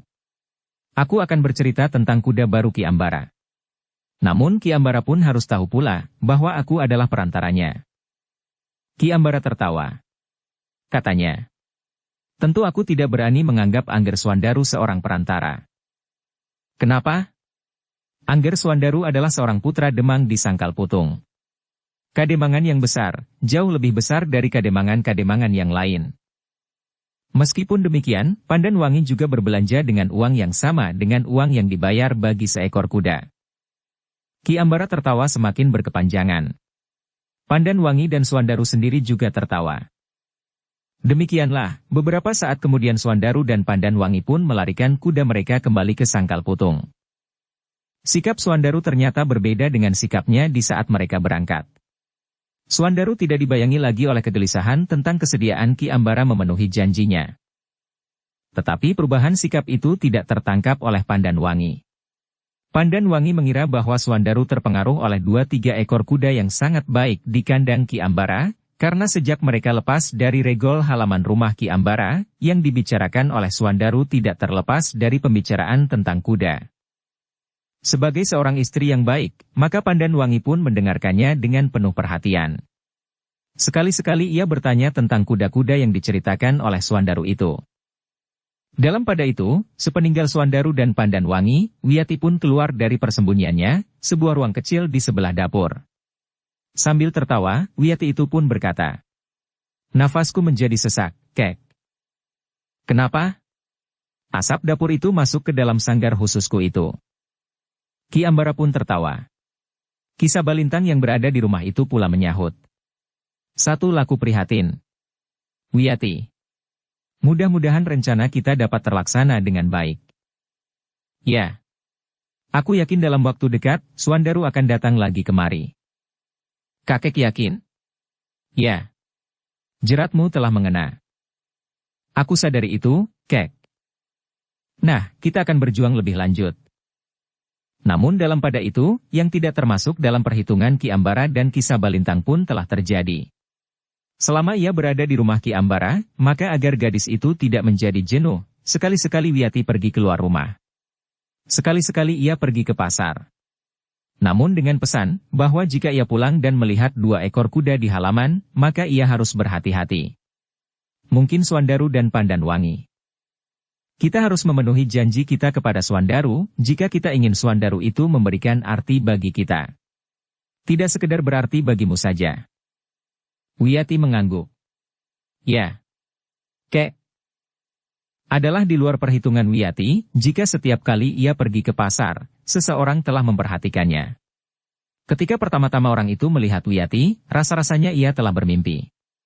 Ia tidak mengira bahwa di dunia ia ada seorang perempuan secantik perempuan yang dilihatnya itu. Perhatian orang itu terhadap Wiyati tidak akan menjadi masalah, jika saja orang itu bukan anak seorang saudagar yang kaya, yang mempunyai banyak uang. Apalagi orang itu menganggap bahwa uang adalah segala-galanya. Ketika pada saat yang lain orang itu melihat lagi Wiyati berada di pasar, maka ia pun mulai berusaha untuk mengenalnya. Tetapi cara yang ditempuhnya terlalu kasar bagi seorang gadis. Orang yang masih terhitung muda itu telah memerintahkan seorang pembantunya untuk menemui Wiyati, dan memanggil gadis itu untuk menemuinya di sebuah kedai yang terbesar di depan pasar itu. Wiyati yang baru berbelanja, memang terkejut ketika seorang laki-laki mendekatinya dan menyapanya. "Kau hanya seorang diri, Cah Ayu." Wiyati memandang orang itu dengan tajamnya. Sementara laki-laki itu pun berkata, "Jangan marah. Aku tidak akan mengganggumu, Nini." "Apa maksudmu?" "Aku diperintahkan oleh momonganku, seorang anak muda yang tampan dan kaya, memanggilmu, Nini." "Siapa namamu?" "Aku yang seharusnya bertanya. Siapakah kau, dan siapa yang kau sebut momonganmu itu?" "Namaku Windu. Nama momonganku Sawung Rampak. Anak saudagar terkaya di daerah ini." Aku belum mengenal momonganmu itu. Memang belum, Nini. Tetapi siapa namamu? Namaku Wiyati. Wiyati, momonganku memang belum kau kenal. Ia pun belum mengenalmu. Ia baru melihat kau di pasar ini 2 kali. Sekali beberapa hari yang lalu, dan kedua kalinya adalah sekarang. Jadi, untuk apa ia memanggilku? Ia ingin berkenalan dengan seorang perempuan yang sangat cantik. Menurut momonganku, ia belum pernah melihat seorang perempuan secantik kau. Ah, desis Wiyati. Ia berkata sebenarnya. Karena itu, marilah. Aku minta kau singgah di kedai itu. Momonganku dan seorang kawanku menunggu di sana. Wiyati adalah seorang gadis yang tegar. Keinginan orang yang belum dikenalnya itu untuk menemuinya, telah menggelitiknya untuk memenuhinya. Keinginannya untuk mengetahui, apa yang akan dilakukan oleh orang itu, justru telah mendorongnya untuk datang ke kedai itu. Karena itu, maka Wiyati kemudian berkata, "Bawa aku kepadanya." Orang yang bernama Windu itu tersenyum. Ia bahkan merasa bangga, bahwa ia telah berhasil membawa gadis yang diinginkan oleh momongannya itu. Sejenak kemudian, Wiyati pun telah masuk ke dalam kedai itu. Ia pun melihat 2 orang yang duduk di sudut kedai itu. Agak jauh dari orang-orang yang lain. Wiyati menarik nafas panjang. Kedai itu terhitung kedai yang besar. Kedai yang ramai dikunjungi orang. "Marilah," berkata Windu. Wiyati mengikut saja. Yang dimaksud momongannya adalah orang yang duduk di sudut, ditemani oleh seorang laki-laki yang nampak garang itu. Demikian Saung Rampak melihat Windu bersama Wiyati mendekatinya, maka ia pun segera bangkit berdiri. Yang dimaksud oleh Windu, momongannya itu adalah seorang anak muda yang bertubuh tegap, berwajah tampan, dengan pakaian yang rapi terbuat dari bahan yang mahal. Sebilah keris terselip di punggungnya, sementara dari sela-sela bajunya yang sedikit terbuka di bagian depannya, nampak timangnya terbuat dari emas. Saung Rampak adalah anak yang seolah-olah memiliki segala-galanya. Tubuhnya yang tegap, kulitnya yang kuning, dengan bulu-bulu dada yang lebat yang tidak tertutup oleh bajunya yang terbuka, senyumnya, dan apalagi ia adalah seorang yang kaya, membuatnya menjadi anak muda yang selalu diburu oleh gadis-gadis. Namun perburuan itu selalu terakhir dengan kekecewaan, bahkan kadang-kadang noda. Sementara orang tua gadis-gadis itu tidak dapat terbuat apa-apa, karena ayah Saung Rampak mempunyai banyak uang. "Duduklah." Saung Rampak mempersilakannya duduk. "Siapa namamu?" Wiyati pun segera duduk. Sambil tersenyum ia pun menjawab. "Namaku Wiyati." "Kaukah yang ternama Saung Rampak?" "Ya." "Dari mana kau tahu namaku?" "Kakang Windu yang mengatakannya kepadaku." "Oh, ia memang orang upahanku. Aku perintahkan ia memanggilmu ke kedai ini. Ia mengajakku kemari. Menurut keterangannya, ia mempunyai 2 orang kawan di sini. Tentu aku yang dimaksudkan." "Ya. Ia ingin memperkenalkan aku dengan kawan-kawannya. Bahkan mungkin orang tuanya." "Hei!" Saung Rampak memandang Windu dengan tajamnya. Dengan geram ia bertanya, "Apa maksudmu memperkenalkan gadis itu kepada orang tuaku?" Sebelum Windu menjawab, Wiyati telah mendahuluinya menjawab. Katanya, ia tertarik kepadaku. Menurut Kakang Windu, aku adalah gadis yang paling cantik yang pernah ditemuinya. Karena itu, ia minta aku mau mengikutnya kemari. "Setan, kau Windu," geram Saung Rampak. "Tidak. Aku tidak mengatakan seperti itu. Aku mengajaknya kemari karena kau ingin berkenalan dengan gadis itu." Ketika Saung Rampak mendekatinya, Windu menjadi ketakutan. Sementara itu Wiyati pun mendekatinya sambil bertanya, "Kakang, kau kenapa?"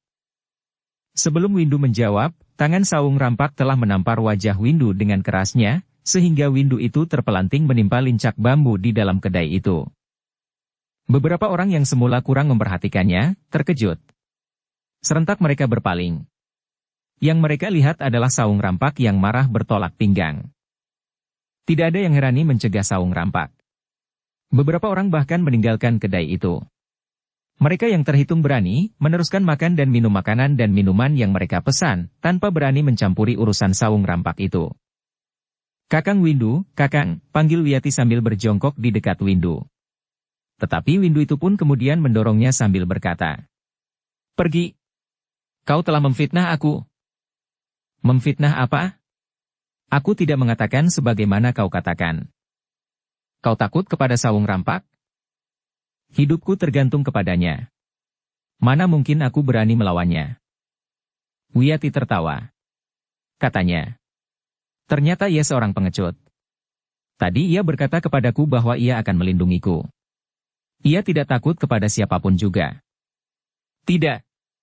Gadis itu memfitnah aku," sahut Windu sambil berusaha bangkit berdiri. Sawung Rampak mulai curiga terhadap sikap Wiyati. Karena itu maka ia pun bertanya, "Apa maksudmu dengan permainan itu?" Wiyati tertawa. Katanya, "Tidak apa-apa. Aku senang melihat kau memukul orang yang membawa aku kemari. Kau tahu akibat dari sikapmu itu? Aku hanya ingin mengatakan kepadamu dan kepada kawan-kawanmu, caramu memperkenalkan diri sangat kasar. Ketahuilah, aku adalah perempuan yang bersuami." Windu mengusap bibirnya yang berdarah. Ia menjadi marah sekali kepada Wiyati yang telah memfitnahnya, sehingga Sawung Rampak menampar wajahnya. Tetapi Sawung Rampak itu justru tertawa.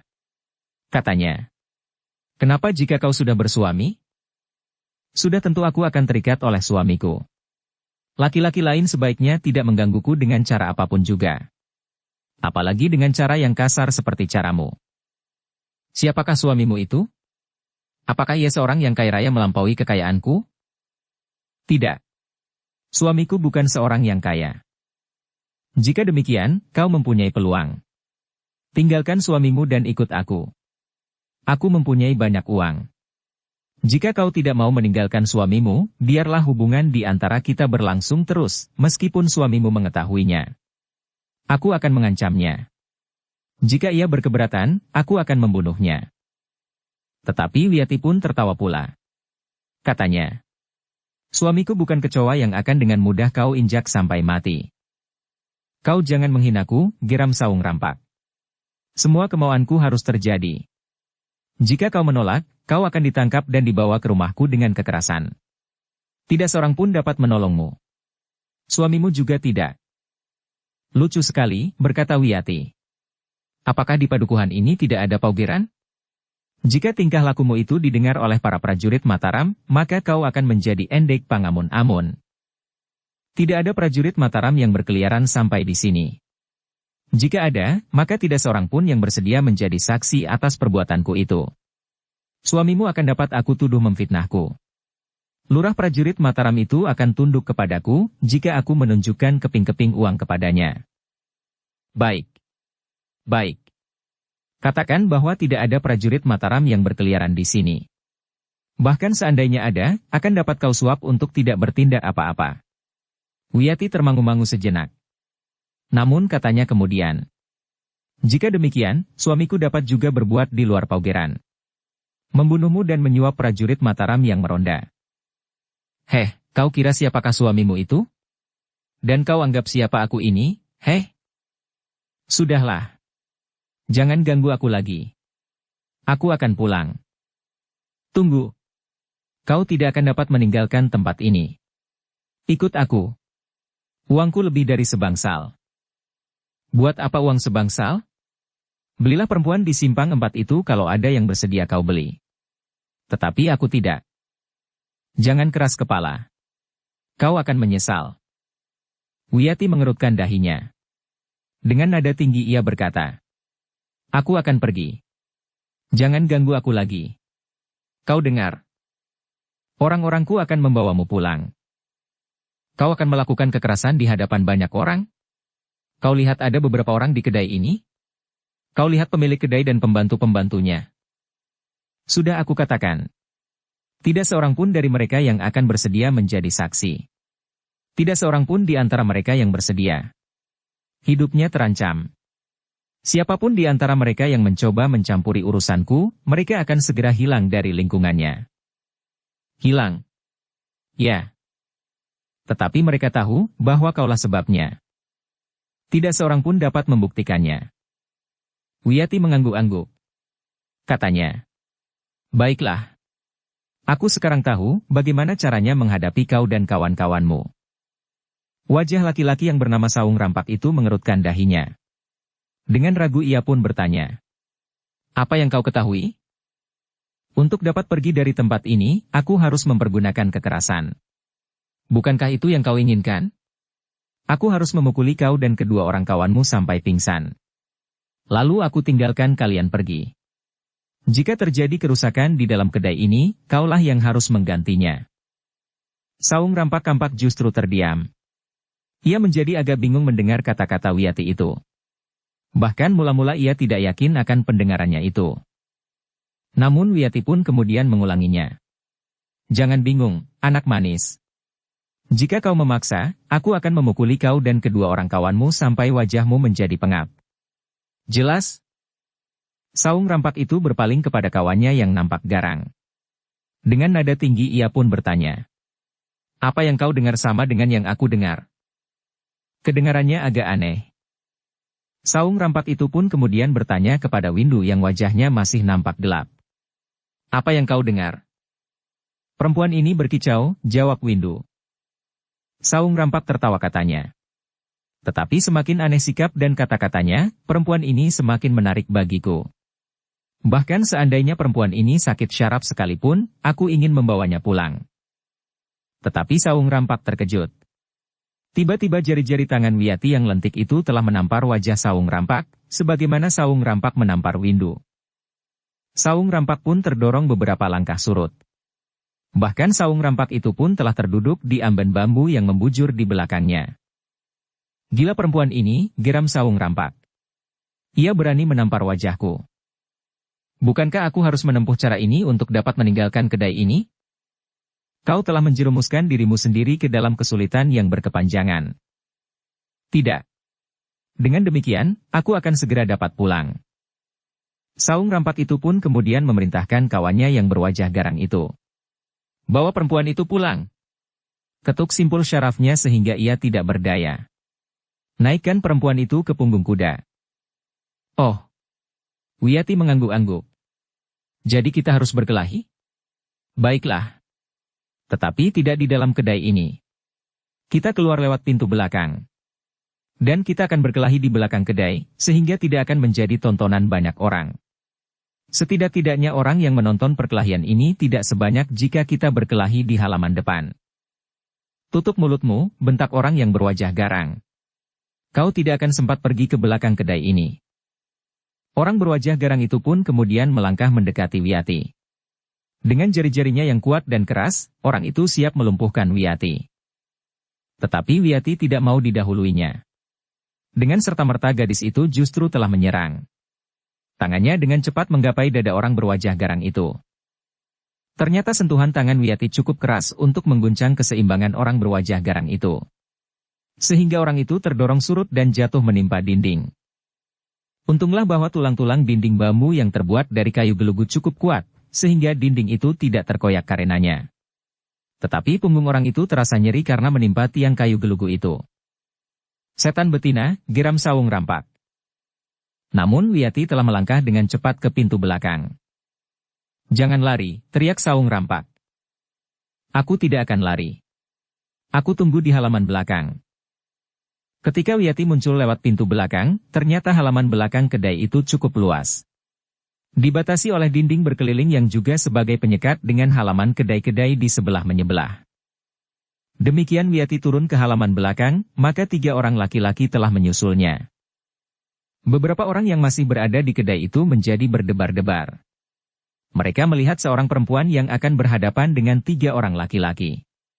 Apalagi seorang di antara mereka adalah Saung Rampak, sedangkan kedua orang lainnya adalah pengawal-pengawalnya yang garang. Tetapi Wiyati sendiri sama sekali tidak menjadi gentar. Demikian ketiga orang laki-laki itu turun ke halaman belakang, maka Wiyati pun langsung menantangnya. Marilah. Jika kau benar-benar menginginkan aku, tangkaplah aku dan bawalah aku ke rumahmu, Saung Rampak. Aku akan melindungi diriku sendiri tanpa menunggu kehadiran suamiku. Seberapa tinggi ilmumu, setan betina? Kau akan tunduk di bawah telapak kakiku. Kau akan menyembahku dan akan mohon belas kasihanku. Wiyati tertawa. Katanya, ada 2 pilihan bagiku Saung Rampak. Memukuli kau sampai babak belur, atau mati di tempat ini. Jika yang terjadi yang kedua, maka suamiku akan meluluh lantakkan seluruh keluargamu.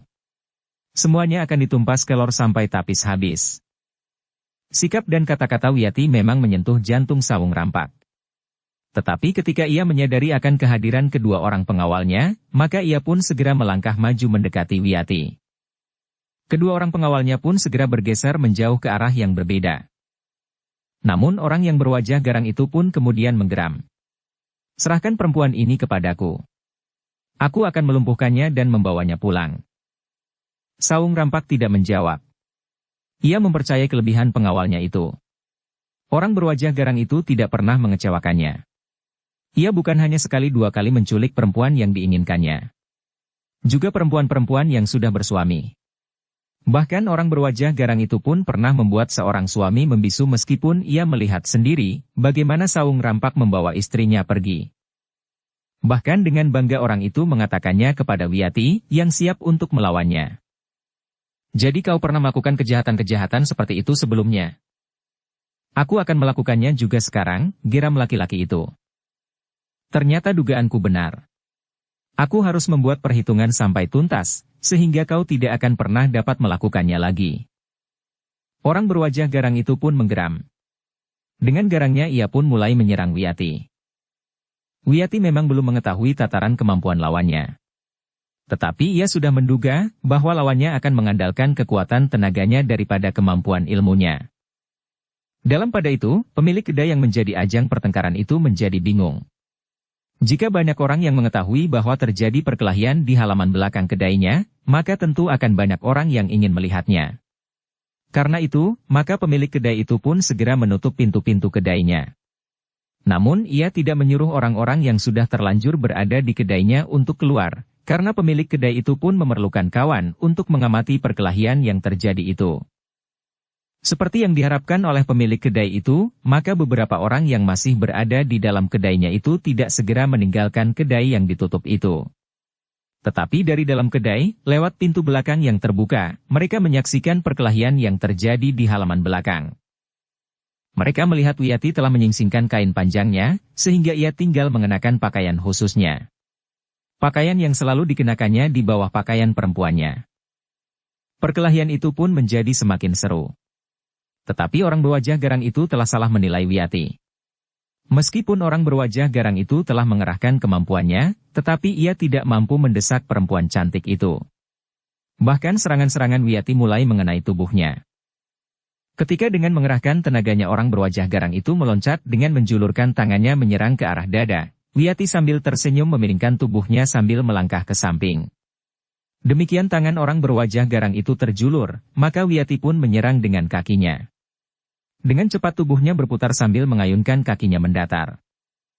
Orang berwajah garang itu terkejut ketika tiba-tiba saja kaki Wiyati menyambar keningnya. Orang berwajah garang itu pun terdorong beberapa langkah surut. Hampir saja ia kehilangan keseimbangan. Namun dengan susah payah ia bertahan untuk tidak jatuh terguling. Tetapi ketika Wiyati kemudian meloncat sambil menjulurkan kakinya mengenai dada orang itu, maka orang itu benar-benar terpelanting jatuh.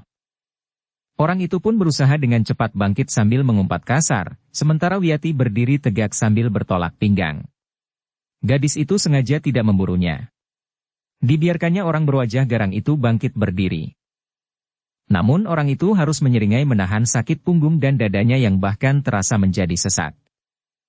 Iblis betina, geram orang itu. Aku akan mencabik-cabik tubuhmu. Tetapi Wiyati justru tertawa. Katanya. Tidak. Kau tidak akan berani melakukannya, karena Sawung Rampak justru menginginkan tubuhku. Jika kau mencoba merusaknya, maka kau tentu akan dibunuh oleh Sawung Rampak. Orang berwajah garang itu termangu-mangu sejenak. Bahkan ia pun kemudian berpaling kepada Sawung Rampak. Aku tidak memerlukannya lagi. Sawung Rampak hampir berteriak. Meskipun wajahnya cantik, tetapi ia adalah keturunan iblis yang paling jahat. Wiyati tertawa berkepanjangan. Katanya. Kau masih juga pandai merajuk, anak manis. Sawung Rampak memang merasa terhina. Ia pun menjadi tidak tahan lagi. Karena itu, maka ia pun segera meloncat menyerang Wiyati. Wiyati pun dengan cepat menghindar. Sementara itu, orang berwajah garang dan bahkan Windu pun telah bersiap pula. Sejenak kemudian, maka perempuan cantik itu harus bertempur melawan 3 orang yang garang dan sedang marah. Serangan-serangan mereka datang susul menyusul seperti gelombang, menghantam batu karang yang tegak di pinggir lautan. Tetapi Wiyati memang sudah bersiap untuk melawan mereka bertiga. Karena itu, maka ia sama tidak menjadi gentar. Dengan tangkasnya gadis itu berloncatan menghindari. Namun tiba-tiba Wiyati meloncat menyerang dengan cepatnya. Windulah yang kemudian terlempar jatuh. Hampir saja kepalanya membentur bebatuan di bibir sumur. Untunglah bahwa ia sempat menggeliat. Namun punggungnya lah yang terasa menjadi sangat nyeri. Karena itu, ia harus meloncat surut untuk mendapatkan kesempatan mengatasi kesulitan di dalam dirinya. Namun Wiyatilah yang memburunya. Dengan cepat Wiyati berusaha menyerangnya. Tetapi kedua orang lawannya yang lain telah menyerang bersama-sama pula, sehingga Wiyati terpaksa mengurungkan serangannya justru untuk menghindari serangan kedua lawannya itu. Dengan demikian, maka Windu pun mendapat kesempatan untuk memperbaiki keadaannya. Pertempuran itu pun menjadi semakin sengit. Keempat orang yang bertempur di halaman belakang kedai itu pun telah meningkatkan ilmu mereka. Saung Rampak yang marah itu telah mencabut kerisnya pula. "Aku akan membunuhmu, perempuan celaka." Tetapi Wiyati sama sekali tidak menjadi gentar. Ketika Saung Rampak meloncat sambil menjulurkan kerisnya menusuk ke arah jantung, maka Wiyati pun dengan tangkasnya melenting sambil mengayunkan kakinya. Saung Rampak tidak menduga bahwa ujung kaki Wiyati itu telah mengenai pergelangan tangannya demikian kerasnya, sehingga keris itu pun terlepas dari tangannya. Tetapi Wiyati tidak sempat mencegah Saung Rampak memungut kembali kerisnya, karena Windu dan orang yang berwajah garang itu sudah menyerangnya dengan pedangnya. "Kau tidak mempunyai kesempatan lagi, setan betina." Wiyati tidak menjawab. Tetapi di padepokan kecilnya, Wiyati telah dilatih untuk mempergunakan apapun yang ada padanya sebagai senjata. Karena itu, maka Wiyati pun telah mempersiapkan selendangnya yang memang dibuat secara khusus. Pada ujung selendangnya terdapat bandul timah kecil-kecil, yang membuat selendang itu dapat menjadi senjata yang berbahaya. Sebenarnya lah Wiyati pun segera memutar selendangnya yang berwarna hijau pupus, yang serasi dengan baju dan kainnya yang berwarna hijau daun. Dengan demikian pertempuran menjadi semakin keras. Ketiga lawan Wiyati pun telah bersenjata, sementara Wiyati sendiri mempergunakan selendangnya sebagai senjatanya. "Kalian sendirilah yang mulai dengan mempergunakan senjata," berkata Wiyati. "Senjata itulah yang agaknya akan mempercepat berakhirnya perlawanan kalian." Saung Rampak menggeram. Katanya, "Kau mulai cemas, setan betina." Tetapi sebelum kalimatnya berakhir, Windu berteriak kesakitan karena ujung selendang Wiyati menyentuh pahanya. Paha Windu tidak berdarah. Tetapi timah-timah kecil di ujung selendang Wiyati terasa seakan-akan meretakkan tulang-tulangnya. Windu meloncat surut untuk mengambil jarak. Sementara itu Saung Rampak dan orang berwajah garang itu mencoba menghentakkan serangannya terhadap Wiyati, yang masih nampak segar. Untuk beberapa saat Windu mengusap paha yang terasa nyeri. Baru kemudian terpincang-pincang ia kembali memasuki arena. Dalam pada itu selendang Wiyati berputar semakin cepat. Sehingga tubuh Wiyati itu seakan-akan telah diselubungi oleh kabut tipis yang berwarna kehijau-hijauan. Dalam pada itu, ketiga orang lawan Wiyati pun dengan garangnya berusaha untuk menembus pertahanan gadis itu. Namun usaha mereka itu pun sia-sia. Tidak seorang pun dari ketiganya yang berhasil menyusupkan senjata mereka menembus kabut tipis yang berwarna kehijau-hijauan itu. Bahkan semakin lama ujung selendang Wiyatilah yang semakin sering mengenai tubuh ketiga orang lawannya itu. Windu, orang yang berwajah garang dan Saung Rampak sendiri, setiap kali merasa disengat oleh perasaan nyeri dan pedih. Bahkan ketika selendang itu menghantam dada Saung Rampak, rasa-rasanya dadanya itu tertimpa sebongkah batu sebesar anak kerbau. Saung Rampak terdorong surut. Nafasnya menjadi terengah-engah. Dengan susah payah Saung Rampak bertahan sehingga ia tidak jatuh telentang karenanya.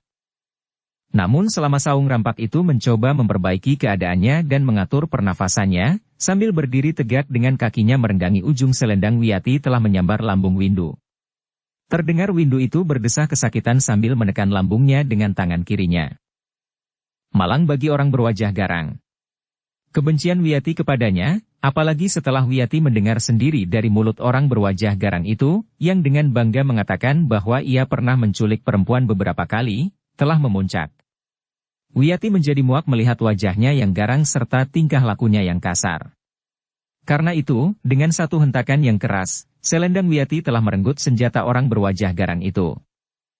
Demikian senjatanya terlepas dari tangannya, maka selendang Wiyati telah berputar dengan derasnya, terayun mengenai dada orang berwajah garang itu. Orang itu terpental dengan kerasnya. Punggungnya menimpa bebatuan pelataran sumur di belakang kedai itu. Orang itu berteriak kesakitan. Tulang punggungnya terasa menjadi patah. Sementara itu, nafas Saung Rampak telah mulai mengalir wajar. Tetapi sebelum ia sempat berbuat sesuatu, Wiyati telah meloncat menyerangnya. Dengan cepat selendangnya telah membelit di leher Saung Rampak, yang tidak berhasil menghindarinya. Dengan kerisnya Saung Rampak berusaha untuk memotong selendang Wiyati. Tetapi dengan cepat Wiyati menarik selendangnya, sehingga tubuh Saung Rampak justru terputar. Saung Rampak benar-benar kehilangan keseimbangan. Sementara itu kaki Wiyati terayun dengan derasnya menghantam kening. Saung Rampak tidak sempat berbuat sesuatu. Dengan derasnya ia terpelanting jatuh terbanting di tanah. Mata Saung Rampak pun rasa-rasanya menjadi gelap. Keningnya terasa sangat sakit. Sementara itu, bagian belakang kepalanya yang membentur tanah berbatu padas membuatnya kemudian tidak sadarkan diri. Tinggal Windu yang berdiri termangu-mangu. Ia tidak mempunyai keberanian untuk melawan Wiyati sendiri, setelah ia mengetahui tataran kemampuannya. Orang berwajah garang serta Saung Rampak sudah tidak berdaya. Sekarang, tinggal kau sendiri, berkata Wiyati. Ampun. Aku minta ampun. Windu itu pun telah melemparkan senjatanya. Wiyati menarik nafas dalam-dalam. Orang berwajah garang itu tidak pingsan. Tetapi tidak dapat bangkit berdiri. Sepantasnya orang itu harus dibunuh, agar ia tidak dapat menculik perempuan lagi. Dengan suara bergetar Windu itu pun berkata, aku mohon ampun bagi mereka berdua. Bukankah kau tahu, kejahatan apa saja yang telah mereka lakukan? Windu mengangguk. Seharusnya kau tidak minta ampun untuk mereka. Mereka tentu akan menjadi jera. Wiyati pun termangu-mangu namun kemudian ia pun berkata, aku tidak akan membunuh mereka.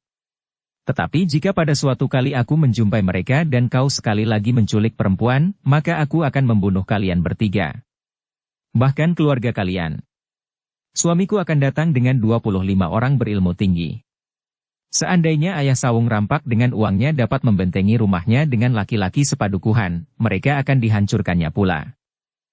Siapakah suamimu? Bertanya Windu. Kau akan menantangnya? Tidak, tidak. Bukan maksudku. Jadi untuk apa kau bertanya siapakah suamiku? Tidak apa-apa. Suamiku adalah guruku. Nah, bayangkan apa yang dapat dilakukannya. Ya. Aku akan pergi. Ingat semua kata-kataku. Aku bukan seorang yang mengenal belas kasihan. Windu tidak menyahut.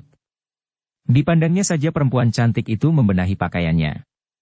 Bahkan ia masih sempat membetulkan sanggulnya. Ketika melangkah pergi, Wiyati masih berpesan kepada Windu. Saung Rampak harus mengganti kerasukan yang terjadi di kedai itu. Jika ia menolak, maka ia akan mengalami akibat buruk. Besok atau lusa aku akan menemui pemilik kedai itu. Sambil mengangguk Windu berkata, baik. Aku akan mengatakannya kepadanya. Mudah-mudahan ia tidak mati, berkata Wiyati. Windu mengerutkan dahinya. Begitu ringan perempuan itu bersikap, bahkan seandainya Saung Rampak itu mati.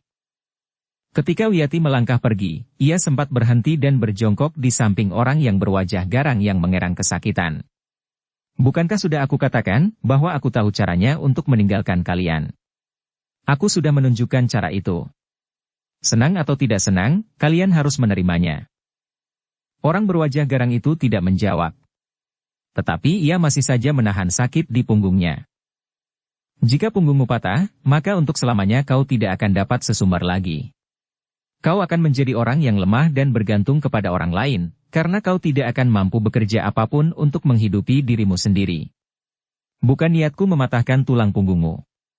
Tetapi kebetulan itu adalah beban yang harus kau tanggung, karena kejahatan yang pernah kau lakukan.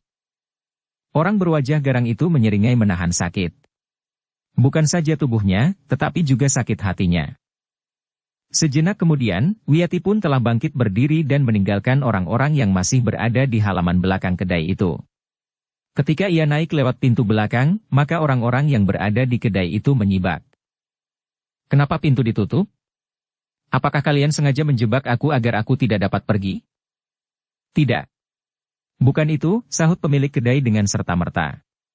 "Aku hanya ingin tidak ada orang-orang lain lagi yang masuk ke dalam kedai itu untuk menyaksikan perkelahian itu." Wiyati mengerutkan dahinya. Katanya, "Kenapa kau berkeberatan jika banyak orang yang melihat kekalahan Sawung Rampak?" "Bukan karena itu. Tetapi kedai ini akan penuh, dan kerusakan yang timbul akan dapat lebih banyak lagi." Wiyati memandang pemilik kedai itu dengan kerut di dahinya, namun kemudian ia pun berkata, "Sawung Rampak harus mengganti semua kerusakan di kedai ini. Aku sudah berpesan kepada Windu. Dalam 2 atau 3 hari ini, aku akan datang lagi untuk melihat apakah Sawung Rampak memenuhi pesanku atau tidak. Jika tidak, aku akan memaksanya. Mudah-mudahan ia tidak mati." Pemilik kedai itu tidak sempat menjawab. Wiyati pun melangkah ke pintu sambil berkata, "Buka pintunya." Dengan tergesa-gesa pemilik kedai itu membuka pintu kedainya.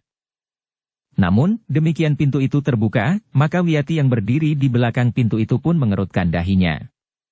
Ternyata di luar kedai itu berkerumun beberapa orang yang mengetahui bahwa telah terjadi pertengkaran di dalam kedai yang kemudian ditutup itu. Wiyati tidak menghiraukan mereka. Ia pun segera melangkah turun ke jalan dan dengan cepat meninggalkan kedai itu. Orang-orang yang berkerumun itu pun segera menyibak. Sementara itu tanpa berpaling Wiyati melangkah meninggalkan kedai itu. Ketika Wiyati sampai di rumahnya, maka Ki Ambara memperhatikannya dengan kerut di kening. Wiyati yang semula tidak berniat untuk menceritakan apa yang sudah terjadi itu, ternyata tidak dapat menyembunyikannya lagi ketika Ki Ambara memanggilnya. "Wiyati, apa yang telah terjadi?" Wiyati menunduk, ia tidak segera menjawab. "Katakan, apa yang telah kau lakukan di pasar itu? Kau pulang tanpa membawa apa-apa. Tetapi aku lihat pakaianmu nampak kusut." Wiyati masih menunduk. "Kau berkelahi, Wiyati?" bertanya Ki Ambara. Wiyati tidak dapat mengelak. Dengan nada rendah ia pun menjawab, "Ya, Kek." Ki Ambara menarik nafas dalam-dalam. Katanya, "Duduklah. Kau harus menceritakan apa yang terjadi dengan jujur. Kau tidak boleh menyembunyikan apapun yang telah terjadi, agar aku dapat mengetahui dengan pasti." Wiyati tidak dapat mengelak. Ia tahu bahwa Ki Ambara itu mempunyai ketajaman penglihatan dan ketajaman panggraita, sehingga sulit baginya untuk mengelabuinya. Karena itu, maka Wiyati pun kemudian bercerita dari awal sampai akhir. Ki Ambara mendengar cerita Wiyati itu dengan seksama. Sekali-sekali Ki Ambara itu menggeleng-gelengkan kepalanya. Namun kemudian ia pun mengangguk-angguk. Demikian Wiyati selesai bercerita, maka Ki Ambara pun menarik nafas panjang. Katanya, "Wiyati, sebaiknya kita tidak membuat persoalan. Persoalan-persoalan kecil itu akan dapat mempengaruhi kerja besar kita dalam keseluruhan."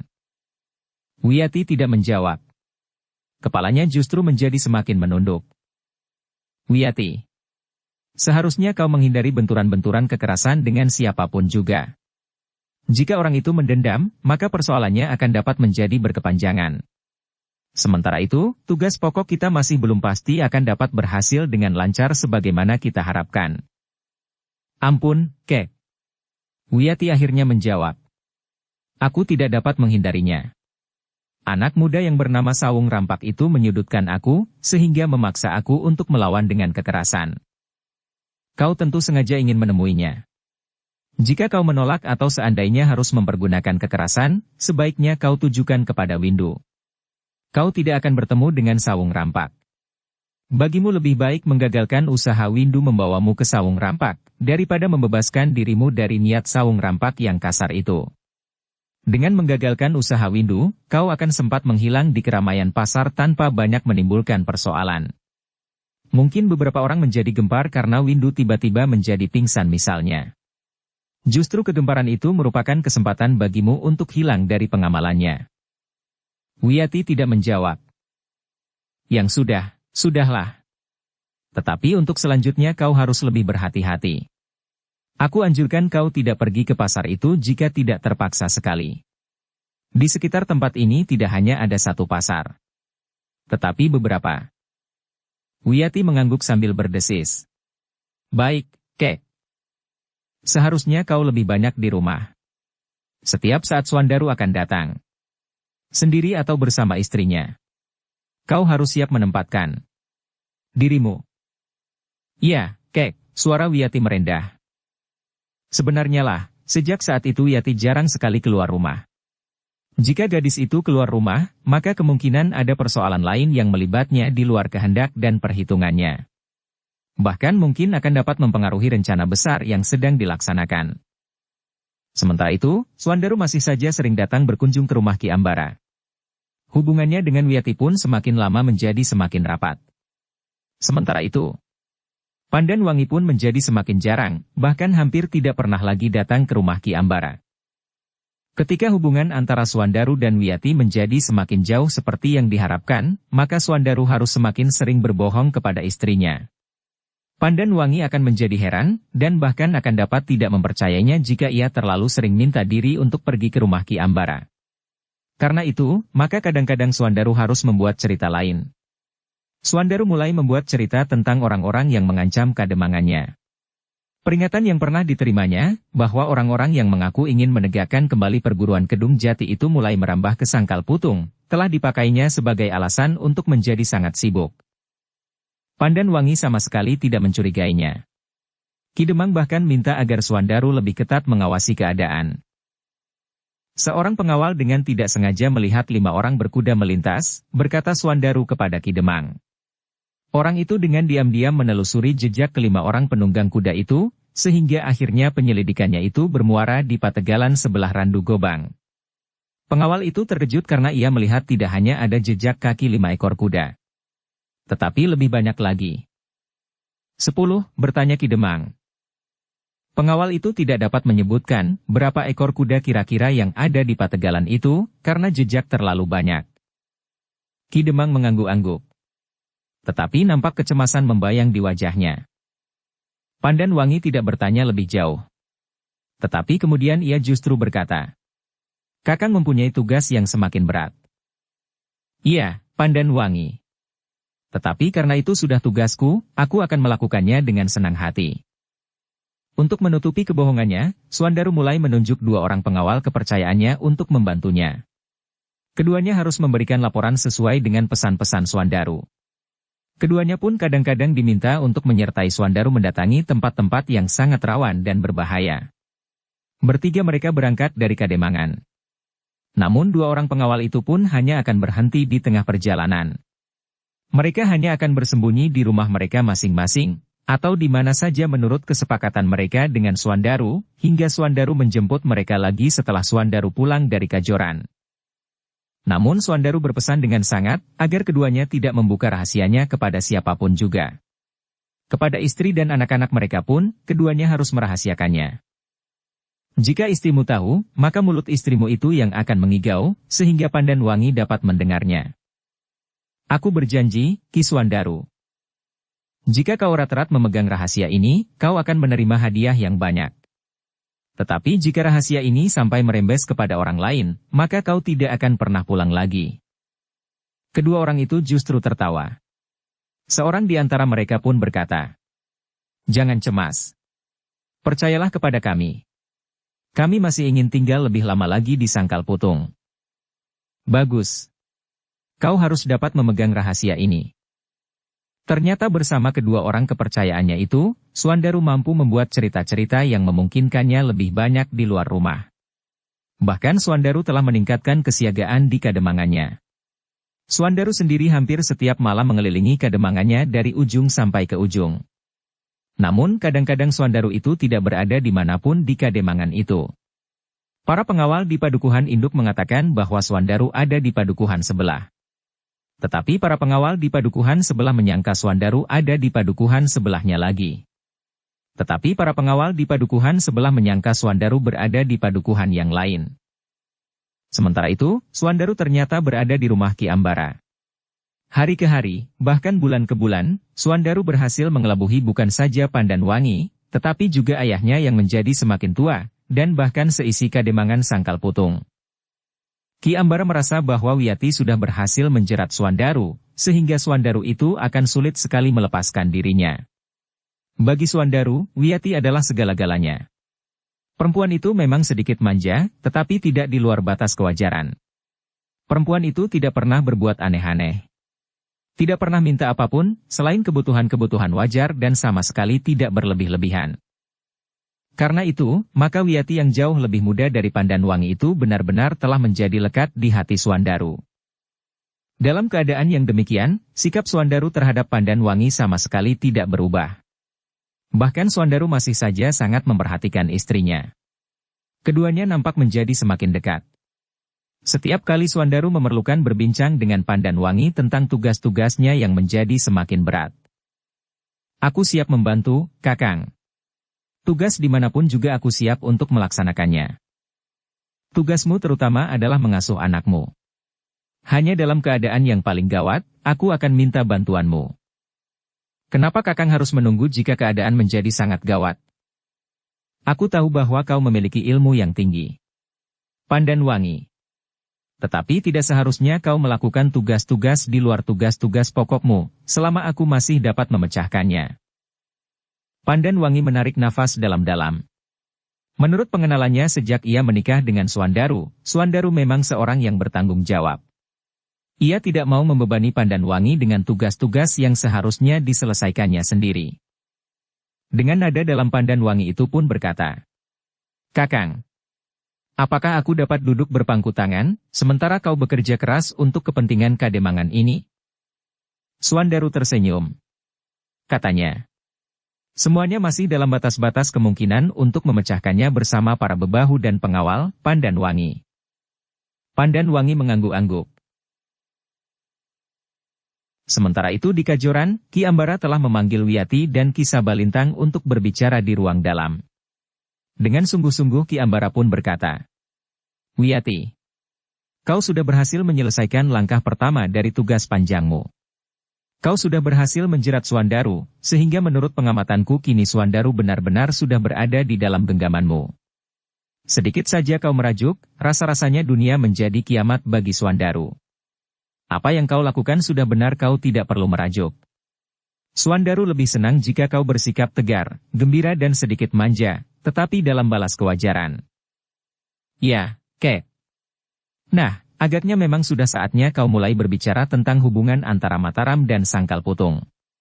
Tetapi ingat, kau tidak boleh tergesa-gesa. Swandaru adalah seorang yang setia kepada Mataram. Jika sedikit saja kau salah langkah, maka Swandaru akan memilih Mataram dan meninggalkanmu, betapapun hatinya menjadi hancur. Aku mengerti, Kek. Jangan bicara tentang dendammu, berkata Ki Sabalintang. Jika lidahmu tergelincir dan kau menyebut dendam di lubuk hatimu, maka gagallah semuanya, sambung Ki Sabalintang. Aku mengerti, Paman. Nah, kau dapat mulai sedikit demi sedikit. Jika kau harus maju selangkah lagi, maka aku akan memberimu isyarat. Baik, Kek. Hati-hatilah. Besok atau lusa Swandaru tentu akan datang kemari. Dengan demikian, maka Wiyati pun telah mempersiapkan diri untuk mulai dengan tahap berikutnya dari perjuangannya, untuk menyeret Sangkal Putung ke dalam kubunya untuk menghadapi Mataram. Nampaknya memang mustahil. Tetapi Ki Sabalintang dan Ki Ambara akan mencobanya. Kita akan mematahkan kemustahilan itu, berkata Ki Sabalintang. Aku yakin akan kecerdasan Wiyati. Ia tentu akan berhasil. Ki Ambara menarik nafas dalam-dalam. Katanya, kita berharap saja.